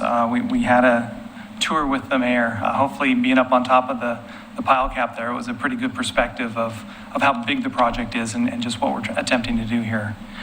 We've also had business owners visit the site as well. We've got the new business open signs that are put throughout the interchange area to help guide potential customers to the businesses. We've delineated the park areas as requested. We've also, we're submitting content to be included in the Trails and News. And then we have, our website is ready to receive the link from the Business Association or the Chamber with the list of open businesses so that we can, if people come to our project site, they can connect right in to see the businesses that are available. So certainly we're going to be following up on a regular basis as mentioned, and we want to be available to answer any questions that you have. Go ahead, Michael. Yeah, I've got two questions right now. Second paragraph of the agreement. ODOT's construction project, Phase 1A, will widen Interstate 205. So what does that mean? I mean, are you widening the bridge? Or are you preparing the bridge for the widening? Are you doing anything to 205 south of the bridge? Because this says you're going to widen 205. The bridge, so the bridge is 205, the bridge is being widened. So we are widening the Abernathy Bridge to accept a third general purpose lane to go with the auxiliary lane. So we'll have 8 lanes total, and within the bridge and the approach areas on either side of the bridge. So we obviously, the original project had plans to widen the entirety of 205 all the way to Stafford Road. Those were trimmed back when we did Phase 1A. So right now it is just within the bridge area will be widened. Okay, including building the lane, the additional lanes? Yes, on the bridge, correct. That's correct, yeah. Okay. Later in that same paragraph, provide additional parking facilities in Oregon City. What's that? Didn't we provide additional parking on the, next to the river shore? We opened up some parking there. Yeah, I think it did open up some opportunities there with the multi-use path that goes parallel to Clackamat Park, and I think we were able to get a few more parking spots as well. So it's parking for the trail users. Okay, I guess I haven't seen any additional parking there, but yeah, I walked down. That's going to be some of the last, once we get the equipment out of there and clean everything up and repave and restripe, then you'll see those spots. So that's on the north side of, what is it? Is that Main Street Extension or is that Dunes Drive through there? I think it's Dunes Drive. It'd be Clackamat River. But it's next to River Shore, on the same side of the street as River Shore. In between, yes, right next to 99. Yes. Okay. The only other thing I'll say at this point is I want to revisit, you gentlemen have provided 2 dates. There's the 5-year date that you're asking for, but a substantially shorter date with all of the in the water stuff that Kiewit has there. And I want to see this agreement spell out those two different timeframes, because I'm not interested in signing off on 5 years of what it looks like right now with the impacts that we're having to the businesses. So additional information on the easement Well, in this. I mean, it says, Yeah, where is it? yeah, that's one thing we talked about last time. Right. So what I'm hearing, Commissioner, you would like for us to spell out when Kiewit will be moved out. Yes. Okay. So Because my understanding is that the impacts in that area will be substantial, impacts to the businesses in particular would be substantially less once all that equipment is out of the river. Actually, Commissioner Mitchell, if I can direct you to page 2, the second paragraph right there, that does have the general timeline of the expected work activities and the wrapping up of the bridge work in 27, and then the soil stabilization work continue after that, and then leading to landscape and then the general cleanup. So that is a pretty good description at this point, pending contractor performance of what we expect to see in the next 5 years. Is that the paragraph that starts once the bridge widening is complete? Correct. Okay. I want to make sure, because there were no page numbers on here, so. we have the same idea that you have. We want to keep it out of there. Okay, thank you. Thank you. I like that idea, and I also like the idea that you had brought up in the previous meeting, which was not only just to delineate the timelines, but to have them in two completely different agreements, almost like a milestone. So once we reach that moment, then we can come back and talk about another letter of agreement, because in the absence of sufficient language relating to the projects that we had included here, then that at least gives us a, hopefully not midpoint, but midterm checkpoint for us to see how not only the construction is going, but the progress on the other deliverables are going. So I guess a question that is parallel to this, I know those are not your sections because the quiet zone is ODOT rail, and that's a whole separate section of your agency. And then the other project is in the right-of-way section, which I have dealt with those folks in, on some Portland issues. I guess the question that is being asked that maybe hasn't been asked is, what ability do we have, and I say we collectively, to try to light a fire to get these projects done? We are, we are in the process of trying to dispose of the property, and we thought that we owned that particular right-of-way, and it's, I'll just say it honestly, and it has very little value because you can't really do anything with it. It would help the city substantially to try to get that work done. And I understand, we're asking to be jumped to the head of the line, but this bridge project is important to more than just this particular jurisdiction. It just happens to be transversing City of West Lynn and the City of Oregon City, but it has implications for other parts of the major transportation system, and the reason why this particular facility is being upgraded is because it is an emergency access route as well. So there are many, many, many reasons why we want it to get done. Just in case something bad happens, which we don't want to have happen. But we're trying to be prepared. So I know you can't speak for the other divisions, but what can we do? Actually, if I may, you're correct. The Quiet Zone project It is still an ODOT Region 1 project, so in the metro area, we are working closely with ODOT Rail and with the railroad out there to deliver that project on time, and working with the city's project managers as well. So it's, anytime we're dealing with the rail, it is challenging. It is I time totally consuming. understand. They Yep. got But rid of their making good- regional office, and now you deal with Yes. somebody in some remote location. Yep, but we are getting good progress there with the, I believe it might even have earmark funds, but working through that, setting aside a bid date for later this year. So I know it feels like a very long time. It is a long time, but in some of our project delivery circles, it's actually going pretty well and dare I say, almost fast. But so we are pushing that very hard to get that done. On the surplus property, so since our last meeting, I did talk with our surplus unit. So they did jump into the front of the line. So it is still a right-of-way process. It's still, we need appraisals. We need to go through all the due diligence to make sure we have the correct information on that parcel. And I was also talking with the city's project manager on that one as well. So you can see in here that we're pushing that one pretty hard. And again, I know it feels like quite a while, but we expect to have that done by the end of this calendar year.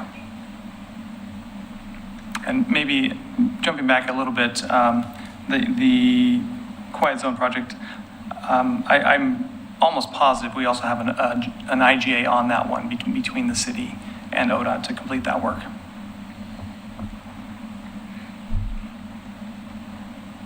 Anything, Rocky? Todd? No. So what's our next step, gentlemen? Do we have anybody to speak? Pardon? Yes, I know, I have two Oh, people. sorry, okay. Yeah.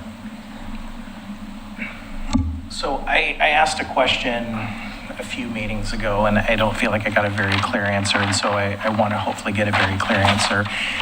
If the city, for whatever reason, decided not to enter this agreement, what would that mean? What steps would you guys take? What would that do to the project? Well, we need these two properties to continue work on the project. We've identified them. We've identified the work to be done. We've set a value. We've done an appropriate appraisal. We followed the typical right-of-way process to achieve this property. So if this wasn't approved here, we would continue down the process of the right-of-way acquisition to secure these properties. Okay. So eventually you'd end up, if we didn't enter an agreement, essentially condemning the properties, moving forward with the project anyway, and we're still in the same place. Am I wrong on that? We will continue working through this process and continue our partnership with the city. Yeah. So, I mean, truthfully, based on that, I'm not happy. I hate the fact, right? I hate the fact that we are now at a point where we are in effect taking away part of our parks from our community for a decade, and that is ridiculous. And in the interest, for me, of just recognizing this just needs to move forward and get done, and it's going to happen anyway, I think that maybe we are under an assumption that maybe we have a little more power authority than we actually do. I would just say I would be in support of just signing the agreement and moving forward.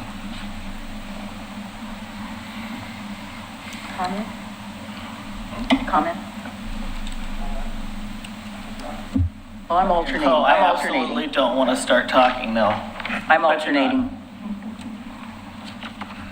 So I'm going to this side, then to that side. No, I'm not. Okay. We're in a, none of us want to support this at all. I sure as heck don't. I think it was a pathetic job the last 4 years. And so some of the things that are in this agreement should have been happening for the last 4 years, without question. They weren't. At least I think that, this responds to some of the concerns we have. Doesn't respond to all of them. But basically, they're threatening to steal our park if we don't agree to it. So we're going to agree to it. We don't like it. The public doesn't like it. And that's the way it is. This side? Yes, I want to be upfront that I think I've acknowledged the fact that the forceful route has always been an option from the beginning, which is why I was hoping that we could use this opportunity to make it as positive for the city as possible. And from what I just heard, I think that we are getting there. So I don't think it's about overinflating our authority so much as just wanting to make sure that the people, and this gets back to the prior agenda item, just trying to ensure that the organizations and jurisdictions that we're working with are being good partners with us. Did you want to add anything to what you've already? No, I don't think so. Okay. Just in the last month or so, I've been approached by many people in the community, and I will say the one thing that I have heard more than anything else is that they want us to tell ODOT to please get this project done and get out of the area. And I said, I think that is the desire of everybody up here to do that. I would like to just recommend that we go back and do one amendment that was recommended by Commissioner Mitchell to change the agreement just slightly, and then bring it back, and we will hopefully get it done. I think we're all holding our noses a little bit, but it has to get done. I mean, it absolutely has to get done. I mean, I agree. They need to get done and get out. I agree, and I guess maybe I'm being nihilistic at this point, but like, what does changing that agreement effectively actually do? Because they're going to just move forward and do the project regardless. Well, they are, but we are trying to be, we are trying on our end to be good partners. I mean, if you feel comfortable signing it tonight without that additional information, or we add that as an add-on, I mean, I think that we talked about going through a 1-year period and then making sure that we had, what was the word you used? It's some milestones, thank you. I just looked at you and the word came into my head. A milestone that we could track. I know that they want to be good partners, and hopefully this will spill over to the project that you're working on between Oregon and Washington. I mean, thank God we're not dealing with another state. So how quickly could we get that minor amendment? What would like the amendment to say? I know at the last meeting there was a discussion about this commission discussed an alternative that would be a 1-year extension of the use of the 2 temporary easements, and then revisiting a longer extension if progress is made over the next year. Is that what you're referring to? I guess I missed what Commissioner Mitchell said. That would probably be the simplest way to deal with it. And to Commissioner Wilson's point, we're not going to be able to change anything a year from now either, but at least we can express our concern. Could we put in the agreement that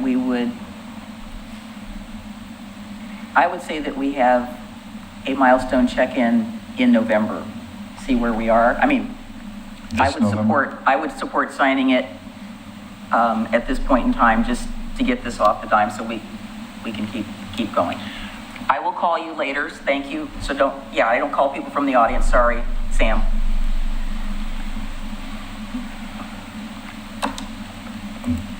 So, I'm sorry, so you wanted to check in November of this year? Well, they should be checking in with us on a fairly regular basis. Right, they've agreed quarterly? They're going to come quarterly. Yeah. Yes. It's already in there? Okay.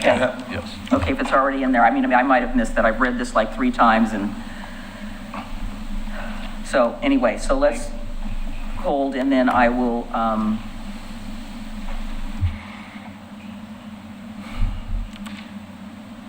so go ahead. I'm going to change what I was going to say. I would agree with Commissioner Mitchell's suggestion. And while I understand that functionally it wouldn't necessarily change the outcome, it does send a message to our community about the relationship that ODOT seeks to have with the city. And I'm not opposed to have them be in that position.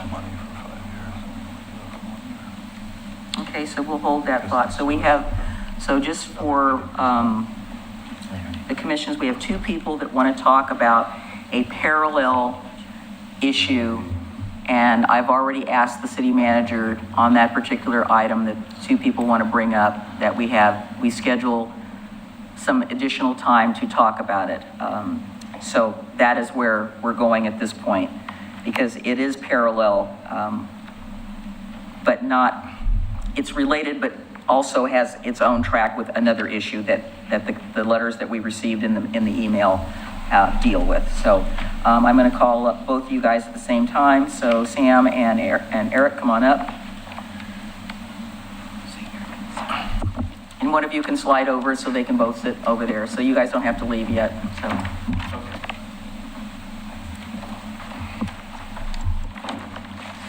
All right. So a discussion regarding the license, in terms of it dealing with it, we cannot deal with it tonight. Deal with the license? Right. So I've asked the city manager to schedule a separate meeting so we can have a discussion about it. Yeah, my landlord, Eric, and Sportcraft proposed an amendment to this. And so I guess if we're going to get to the brass tacks, I would just say that I appreciate the commission for taking a pause with this whole process. We appreciate ODOT coming to the table and kind of helping us understand what's happening with the situation and sort of addressing a few items for the businesses that have been affected down there over the last 4 years and are going to continue to be affected in the future. Like the signs, appreciate that. Blue signs would be better than orange because that looks like construction signs. But I appreciate Mayor McGriff for coming down and getting a tour. But I can tell you, my experience when I had 30 students at Sportcraft on May 1st, and the jackhammering on the Westland side was so loud you could barely even hear anybody inside the marina store. And then on May 7th to the 12th, when we had an instructor certification workshop, we couldn't really put in at the boat ramp because one half of the boat ramp was closed. It's so loud above Oregon City, we can't run our business. So this has to do with construction disruption, and I think that it is relevant to this conversation. And I think that I appreciate the commission considering the small businesses that have been affected and including it in a similar way with the quiet zone, an 82nd, you've really gotten ODOT's attention there. And again, I just feel like a little bit more consideration could be brought forward for the businesses. And I can just tell you, again, personal anecdote, having seen 10,000 less people in the last 4 years, we're down 2 FTE. We've dropped our prices this summer to try to get people to come because the construction is a major issue. It's not a small issue for us. And I think that it's super important coming out of a big project like this that the city consider, helping small businesses rise versus continuing to watch them shrink, diminish, and potentially go away. And so, my question is, are they out of the water by the summer of 27? I hope so. I think it's May, based on what I've been told. I know that delays can happen. At the end of the day, just appreciate the opportunity for you guys to consider this, for you to consider small business. I know that my landlord's down 30% his mortgage. He's lost a bunch of his mortgage, and I think that there's a workable kind of solution here with a rent reduction. We submitted the amendment. We appreciate you considering it, having maybe a small kind of side conversation. We are in no way trying to slow this process down.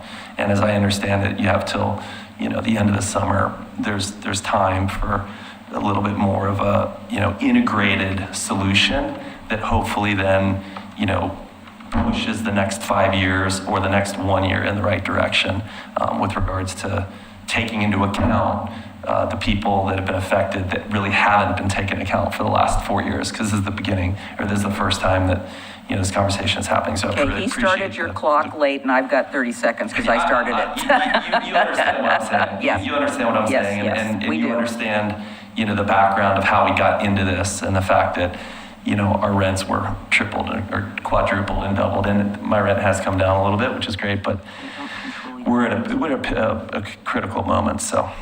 Okay. Thanks. Thank you. That's Yeah, okay. You started the clock late. Sorry. But I started my clock, so. Okay, thank you. And thank you. My name is Eric Dye. I reside at Sportcraft. I am the owner of the marina And just to follow up with Sam, again, our business is down 30% as well, whether it's regarding concessions, fuel sales, or boat slip rentals. We just don't have the traffic like we've had, 5 years ago. We don't have the boating activities. This fishing season has been minimal at best, very short. Fishermen have not been coming back year after year because they don't want to fish this area because of all the construction stuff going on. They don't want to bring their clients down for guides. Again, I'm skeptical about the May deadline for Kiewit. Looks like they have a lot of work to do in the next year. May will put us into next season's fishing period, which is usually April, May, and June. So that's going to affect us next year as well. If they delay any longer than May, we're going into our summer season. So now we've got this summer and next summer to deal with. I appreciate you taking your time to listen to us. We don't want to delay the project, as Sam said. I'm just skeptical. I'm hoping for the best, that we can get some relief. I appreciate the signs ODOT put up. Again, they are orange. They should have been done 4 years ago. People were lost. I got comments continually that people didn't even know we were open. So I'm hoping for the best here. I appreciate your time. I appreciate your consideration for this relief. But we need it. We're struggling, both of us. And any relief that Sportcraft gets, I will pass it on to Sam's business as well, which I already have since January of this year. Cut his lease in half just to help him through the winter. And I will continue that and even do more so for Sam. But I appreciate your time. Got a quick question for you. Yeah. So did you ever consider using the shelters over at Clackamas Park to have your class? Yeah, I mean, we use Clackamas Park readily, and we actually walk people from Clackamas Park. We have a bunch of kids camps. No, I meant for you were talking about a class you were having and whatnot, so. Yeah, I mean, it's our shop. We have bathrooms there. We pay. I mean, that's like where all of our equipment is. I mean, we can move it out on that day. I'm thinking, was it raining? I don't know. It probably was. Yeah, I mean, it's just one of those things where, I mean, it's either, really quiet down there or there's a lot of activity, and that's what I'm sort of pointing to. And the part that we see all the time is a lot of activity, because there's, massive barges in the river, tugboats, massive tugboats, and they're hazardous to what we do, which again, we've put up with it. We're weathering the storm, but again, we didn't get into this project, with a true understanding of what was going to happen. And here we are 4 years, 5 years down the road, looking at potentially, a 5-year extension, going, oh, and I appreciate ODOT, describing it. It's not going to all be in the river, that kind of thing. But the pain that we felt in the last 4 years, like with our rent doubling at the very onset, and really potentially the marina being jeopardized of going away potentially, that was what we were really focused on, totally on our heels. And now, 4 years in, we're having to reduce our staffing, having to reduce our prices, trying to drive people, trying to work with tourism, and figure out ways to re-engage and to emerge from this, hopefully in a stronger position than how we went, what we've been dealing with lately. So. Okay, thank you very much. All right, thank you. Thanks.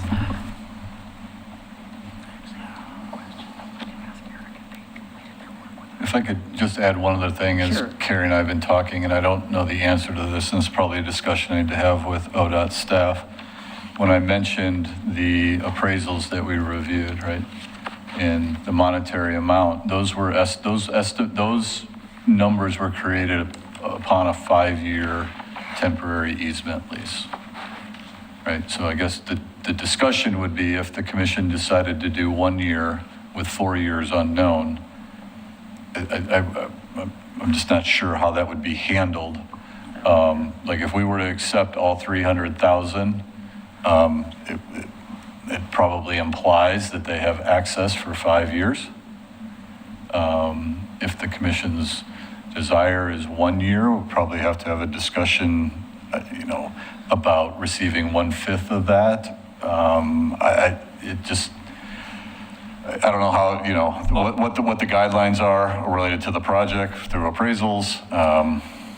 Part of the challenge is, since we've identified the need for 5 years to complete the project, and we need to complete the project, and the amount of staff time and effort to build those appraisals, whether it's building it for a year or 5 years, there's a lot of costs sunk into that already to put together that full amount. So anything less than that would be challenging. But I certainly, as the city's reviewing it, we can talk and figure out what might work.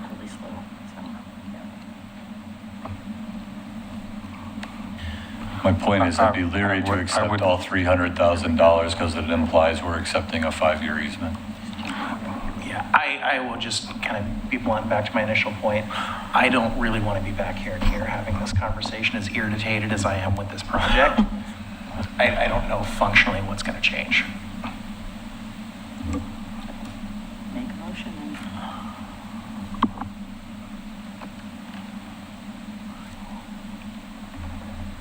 You want to make a motion? You got to do something. I don't want to stay here all night. No, that's fair. It's been a long day. I regretfully move to approve the I-205 Abernathy Bridge project construction letter of agreement. And I regretfully second it. Okay. Any discussion? Roll call, please. Commissioner Mitchell, And I'll regretfully vote aye. Commissioner Wilson, Aye. Commissioner Smith, Aye. Commissioner Morrow, Aye. Mayor McGriff. Aye. Motion passes. Are you intending to bring the discussion related to potential business relief at our next work session? Yeah, I think it was brought up tonight. I think I can look at the schedule. I understand this is a priority for the commission. What would be helpful for that discussion?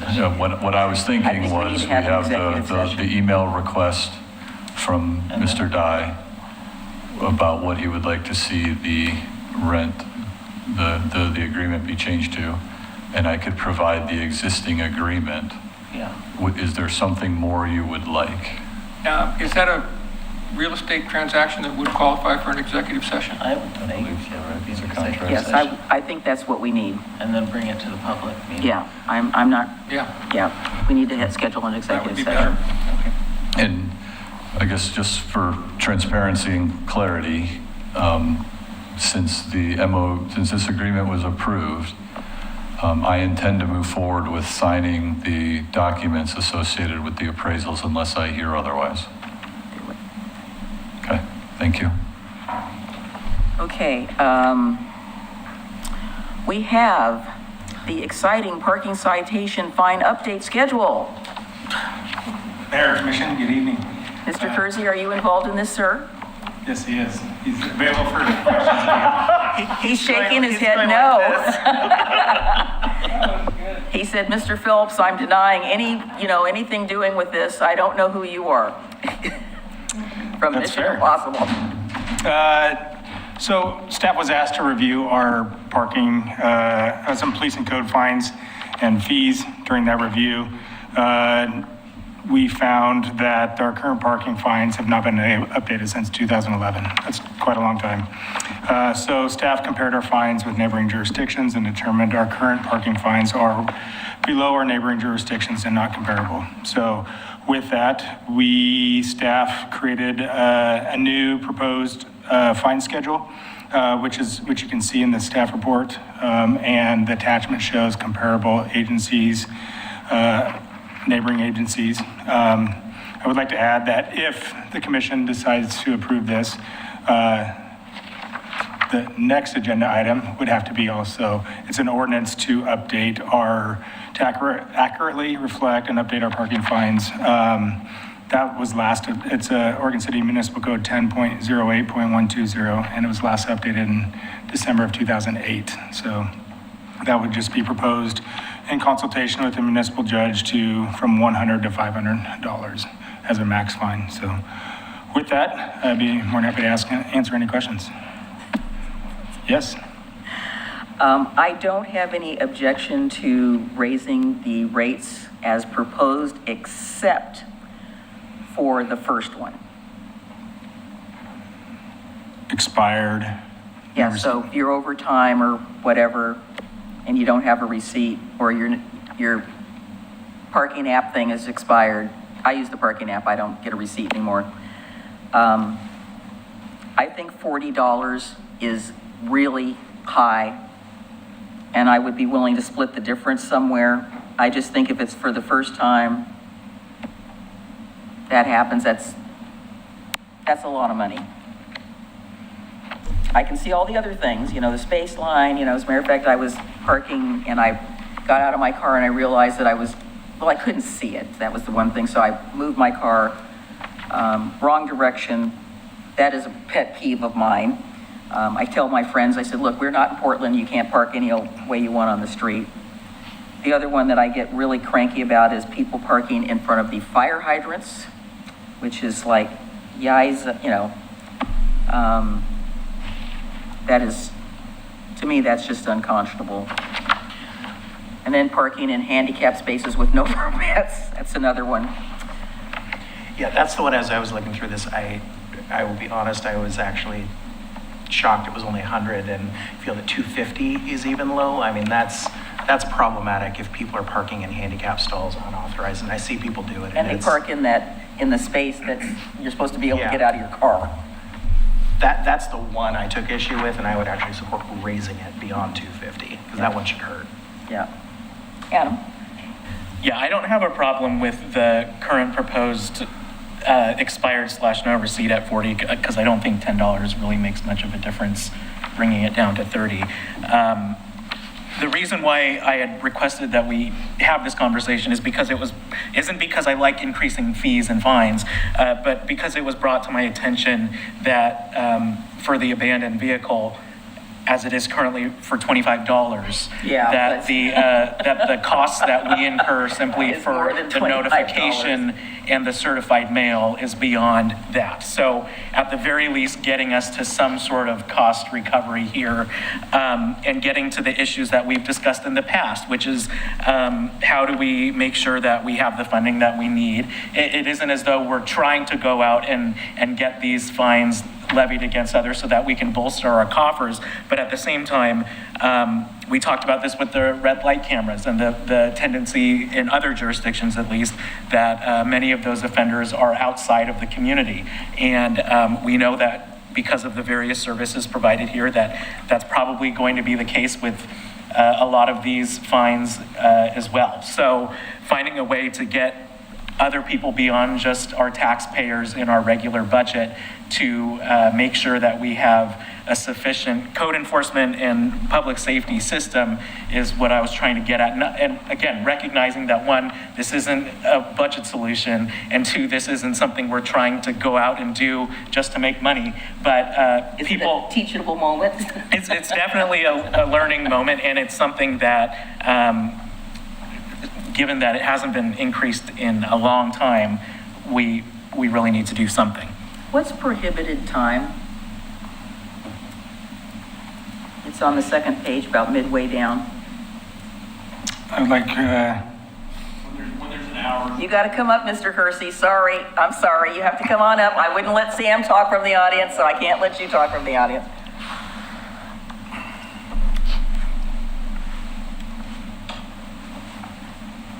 Appreciate the opportunity to answer your question.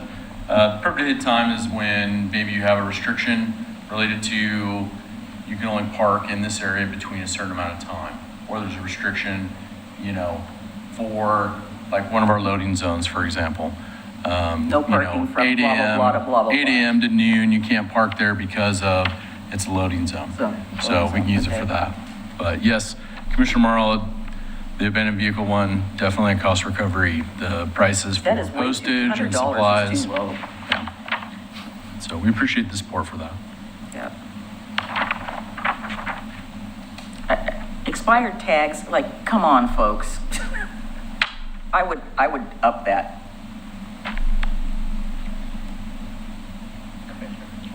Commissioner Mitchell.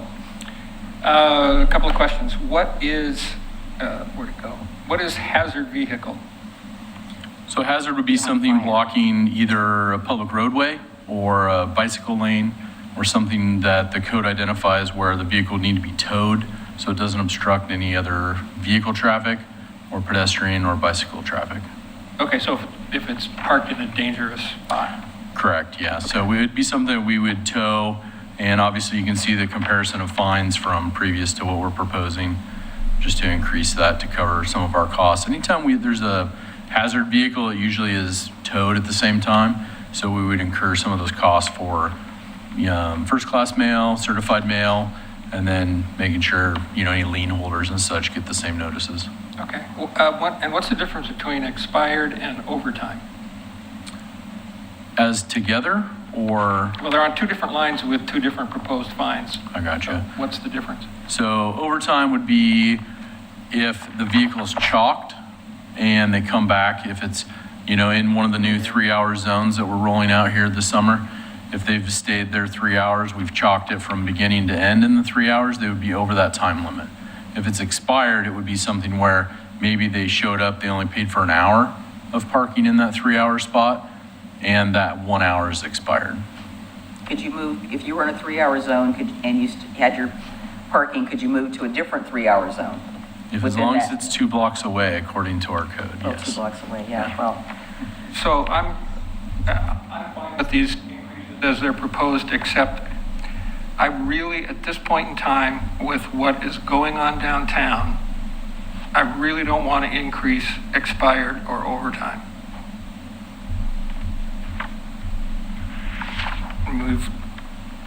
When we looked at the prior code, the prior fine schedule, it was a stepped increase because we would have repeat customers based on the main draw for parking downtown. So it was 20, 30, 40, and maxed out at 100. We kind of took a combination of those and put those together. That was the reason for the proposal on that.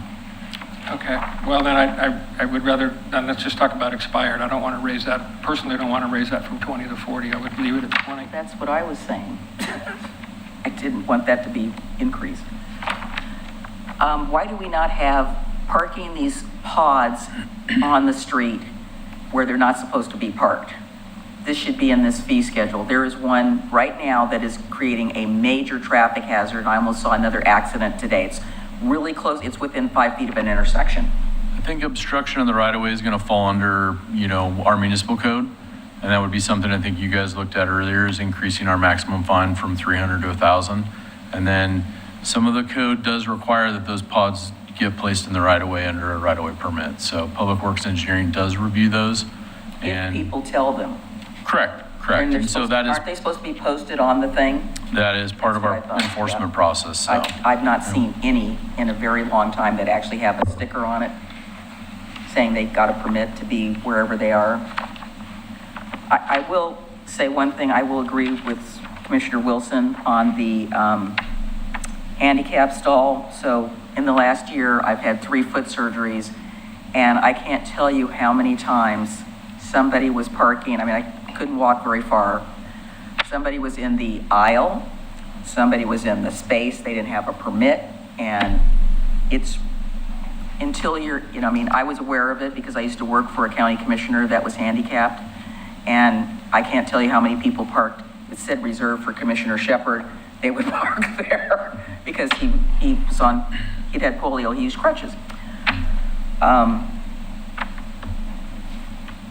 me, it is just, having had to deal with it, it's just not a lot of fun.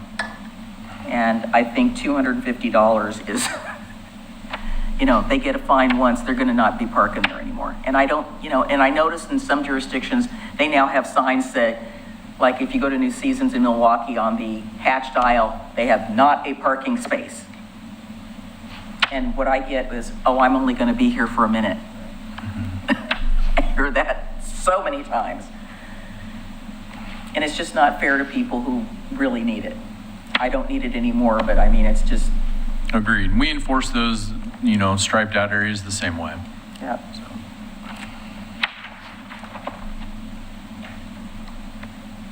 So do we have a consensus that we want to leave the expired overtime or no receipt to 20 instead of going to 40, or do we want to leave it at 40? Mike and I both are saying, hey, cut people a little slack here.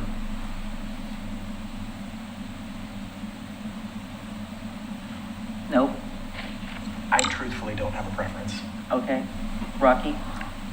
I don't either. I don't think $40 is that much. I think it's a lot. Well, Oh, that's then two, Michael. Get to your car on time. I just don't want to be raising that fine right now with the situation downtown. I think it sends the wrong message. I agree. I'm going to move it forward. I'm going to make a motion to approve this as presented with the exception of leaving expired at $20. Second?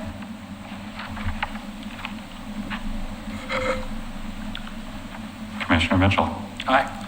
Commissioner Wilson. Aye. Commissioner Smith. No. Commissioner Marl. Aye. Mayor McGriff. Aye. Motion passes. Thank you. Thank you. Thank you for being so accommodating and coming up. I know you didn't want to, but we appreciate it. And the next one's you as well? Yeah. I think Mayor this is the Commission, Chief Davis show tonight. How Unfortunately, many items have you had on the got some agenda good stuff tonight? on the agenda, though. Yeah. With the approval of the fines, as I mentioned, Oregon City Municipal Chapter 10.08.120 is currently at not to exceed $100 for a parking fine. That would need to be increased to accommodate those new fines. We consulted with the municipal court judge. Staff proposes that it moves up to $500. So that's what the ordinance is in front of you today. All right. Any questions or a motion?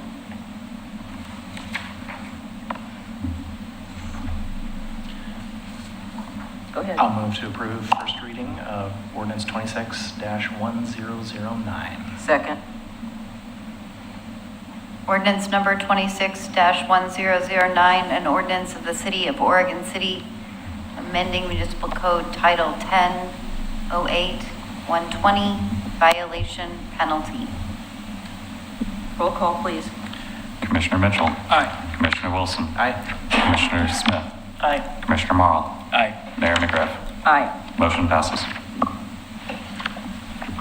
All right. Next on our agenda is item 10A, Hackett Hospitality Group LLC Systems Development Charge Reimbursement. And this is very sad to me because we've been promised this facility forever and it ain't happening. So I have stopped holding my breath about it. Thank you, Mayor and Commissioners. So I bring this forward tonight just for an update to the commission. This is a unique situation that in discussions with our staff as well as South Fork and Water Environmental Services have never run into a situation like this. We've done reimbursements before, but not in an instant quite like this one. The Hackett House Group LLC was approved to construct a development on Washington Street and deferred $927,000 in system development charges through the city's Bancroft program over a 10-year term at 9% interest beginning in August of 21. The applicant notified the city that the project would not be moving forward and requested a reimbursement. There were no improvements made to the site, no construction activity occurred besides the installation of an erosion control fence, and there were no connections to any public facilities, thus no impact occurred to our facilities or can occur in the future. The Oregon City Municipal Code is silent on a situation like this.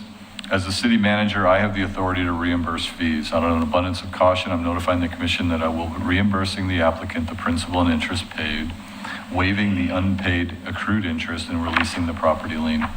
The principal and interest payments that were paid through August of 24 total just over $423,000.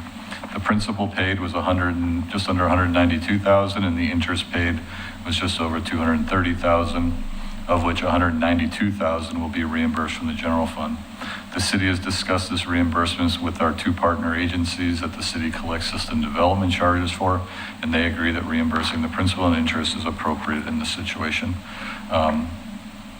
So once again, just a unique situation. We don't have any guidance in the code or a policy that addresses this specific situation. Typically what we've seen, is a development gets going, they might go bankrupt, but we have, infrastructure put in or something like that. So this is a very unique thing that where the SDCs were bankrupted, but literally nothing happened. So we felt comfortable that it was appropriate to reimburse based on the fact that there is no impact to our infrastructure, any of our infrastructure, and that any potential development or future development on this property would be starting over from scratch. No site plan approvals, no building permit approvals, no engineering approvals. It would all be starting over.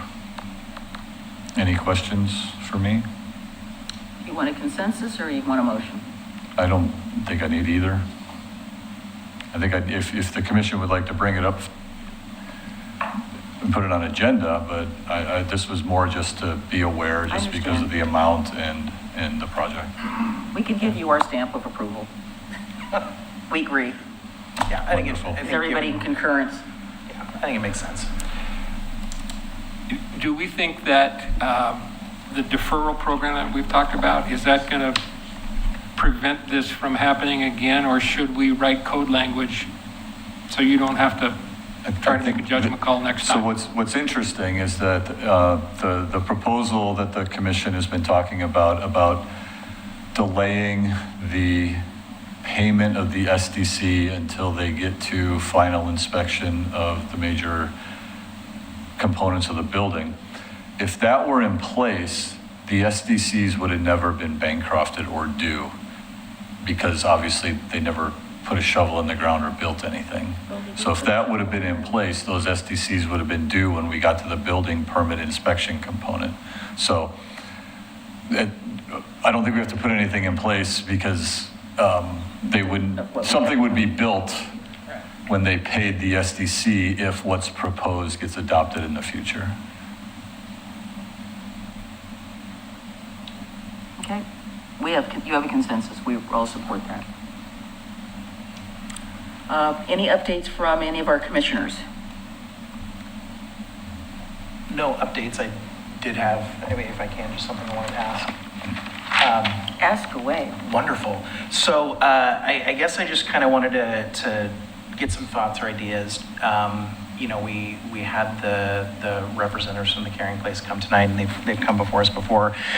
And the conversation has usually or, consistently gone to, hey, we're feeling that maybe they're not partnering with us or there's not good communication. And I'm just going to be transparent. It feels a little intentional or not contentious. And I'm just wondering what actionable things could we maybe give them direction on or talk about on how, I guess what I'm asking is, what does that look like? What would that look like specifically mending or forming that relationship for folks that have that concern? I think you were pretty clear about it last time. It's pretty obvious to me.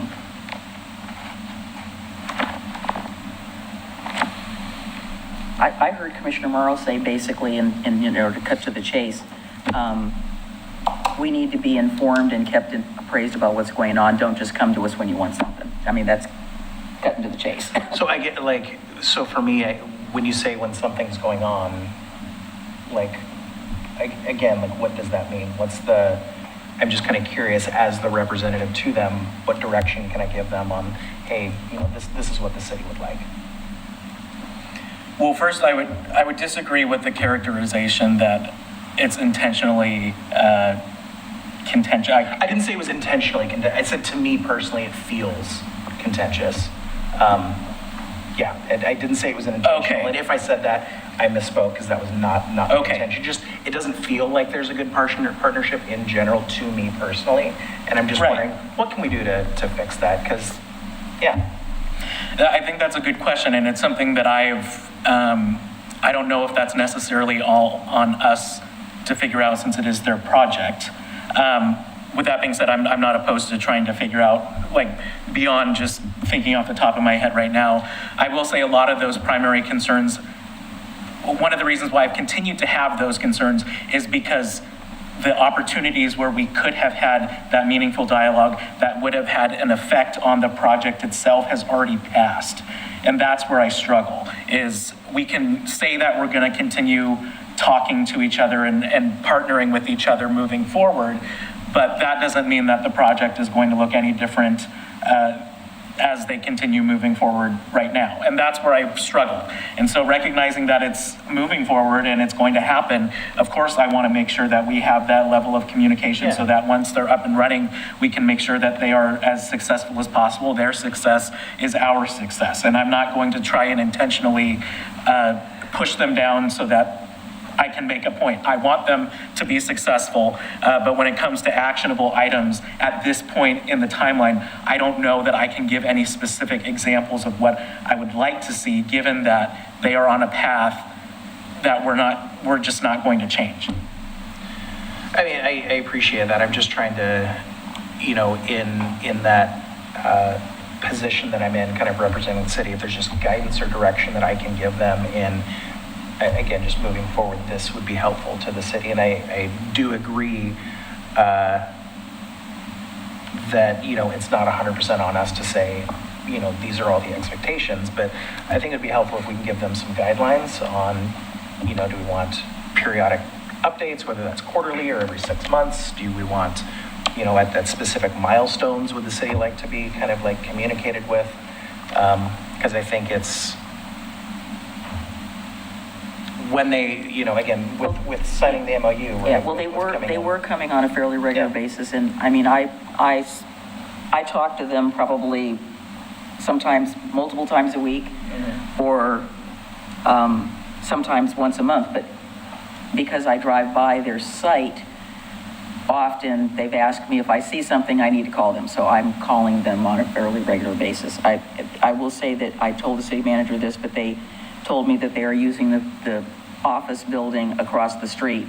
And since they have taken over occupancy of it, the increase in people hanging out, setting up tents, doing whatever has increased. It was not like that before when the janitorial service was there. So I think that probably should have been something that were made aware of, and telling me is not going to tell. I told him, and I said, look, we've got some issues there. So I'm concerned about that. What my real concern is that, again, she's been coming to our neighborhood meetings. We have a good neighbor agreement with them. And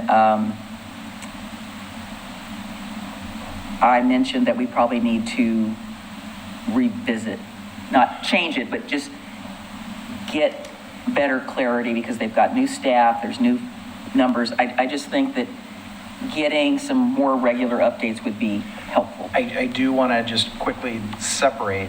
Yeah. The Caring Place and HSCCC is not the Father's Heart. I understand. It's not one. They are separate entities. Yes, but they so are. I'm talking specifically HSCCC. What would we like that organization to communicate? I think regular updates would be helpful. I don't know what the regular is, but it would be nice to know what the heck's going on. Okay. That's a good place to start. We get asked all the time. Yeah. Well, what's happening there? I don't see the shovel moving. I said, look, we don't know. It's not our project. We can find out. Okay. That would be helpful. Is there a preferred timeline or frequency that I can communicate with them that you guys would like? I mean, it doesn't even have to be in person. It could be a memo. Okay. Saying, this is what's happening. We want you to be aware of this so that we don't end up, I think you're concerned too, as we find out after the fact, which is, I don't know what the appropriate cadence would be, maybe just as new milestones are reached.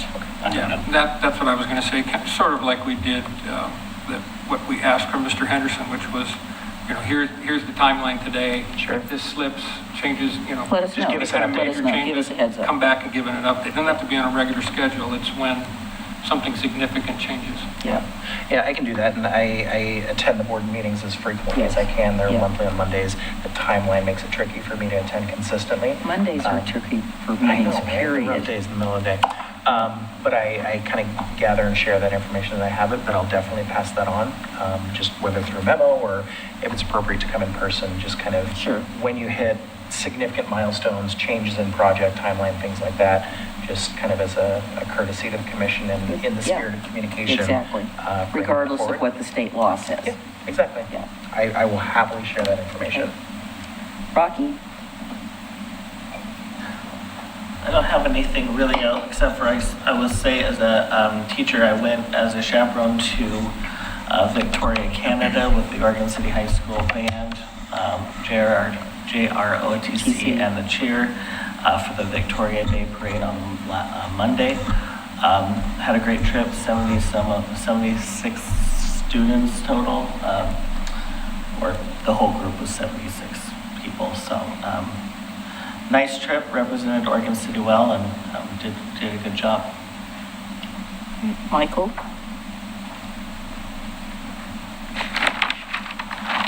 Everything good in Caulfield? Yeah. And the world? Because Caulfield is the center of the world. Adam? Okay. Well, I'm going to end the meeting with some good news, which is we could use some good news. So I was made aware that we have another winner.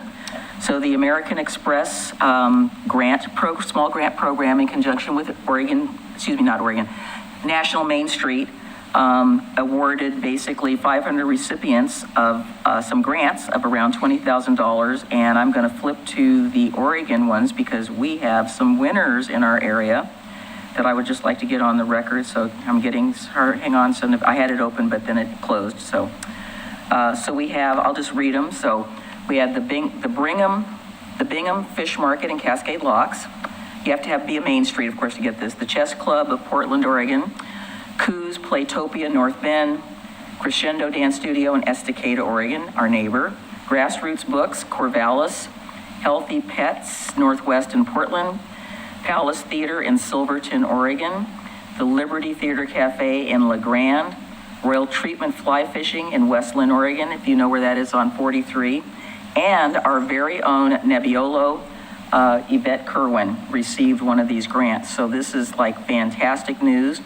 So what American Express does is they partner with the National Main Street, and when people shop on Small Business Saturday, which is always the last Saturday in November, $1 from the recorded sales, American Express will donate money to this fund. So we have businesses all over the United States who are applying for these. So it's to help them grow, innovate, and support their local communities. So the program was initially launched with $5 million in contributions and support 250 small businesses in honor of 250th anniversary. So I think once we find out that she's getting the award, we'll have Yvette come in and we can brag about it. So anyway, so that is the piece of good news I'd like to end the meeting on, and thank the commission for their work tonight, hard work. I did want to say I'm going to hold this up. So the flyers are out for the city's Juneteenth celebration on June 20th from 2 to 5 at the end of the Oregon Trail Center. There'll be more information coming out about it in Trail News. And I will say that at the Gaffney Lane Neighborhood Association that I went to, I asked how many people were receiving their Trail News, and it was 100%. So that was like exciting that people like it, they were reading it. So with that, thank you, gentlemen, and we are adjourned.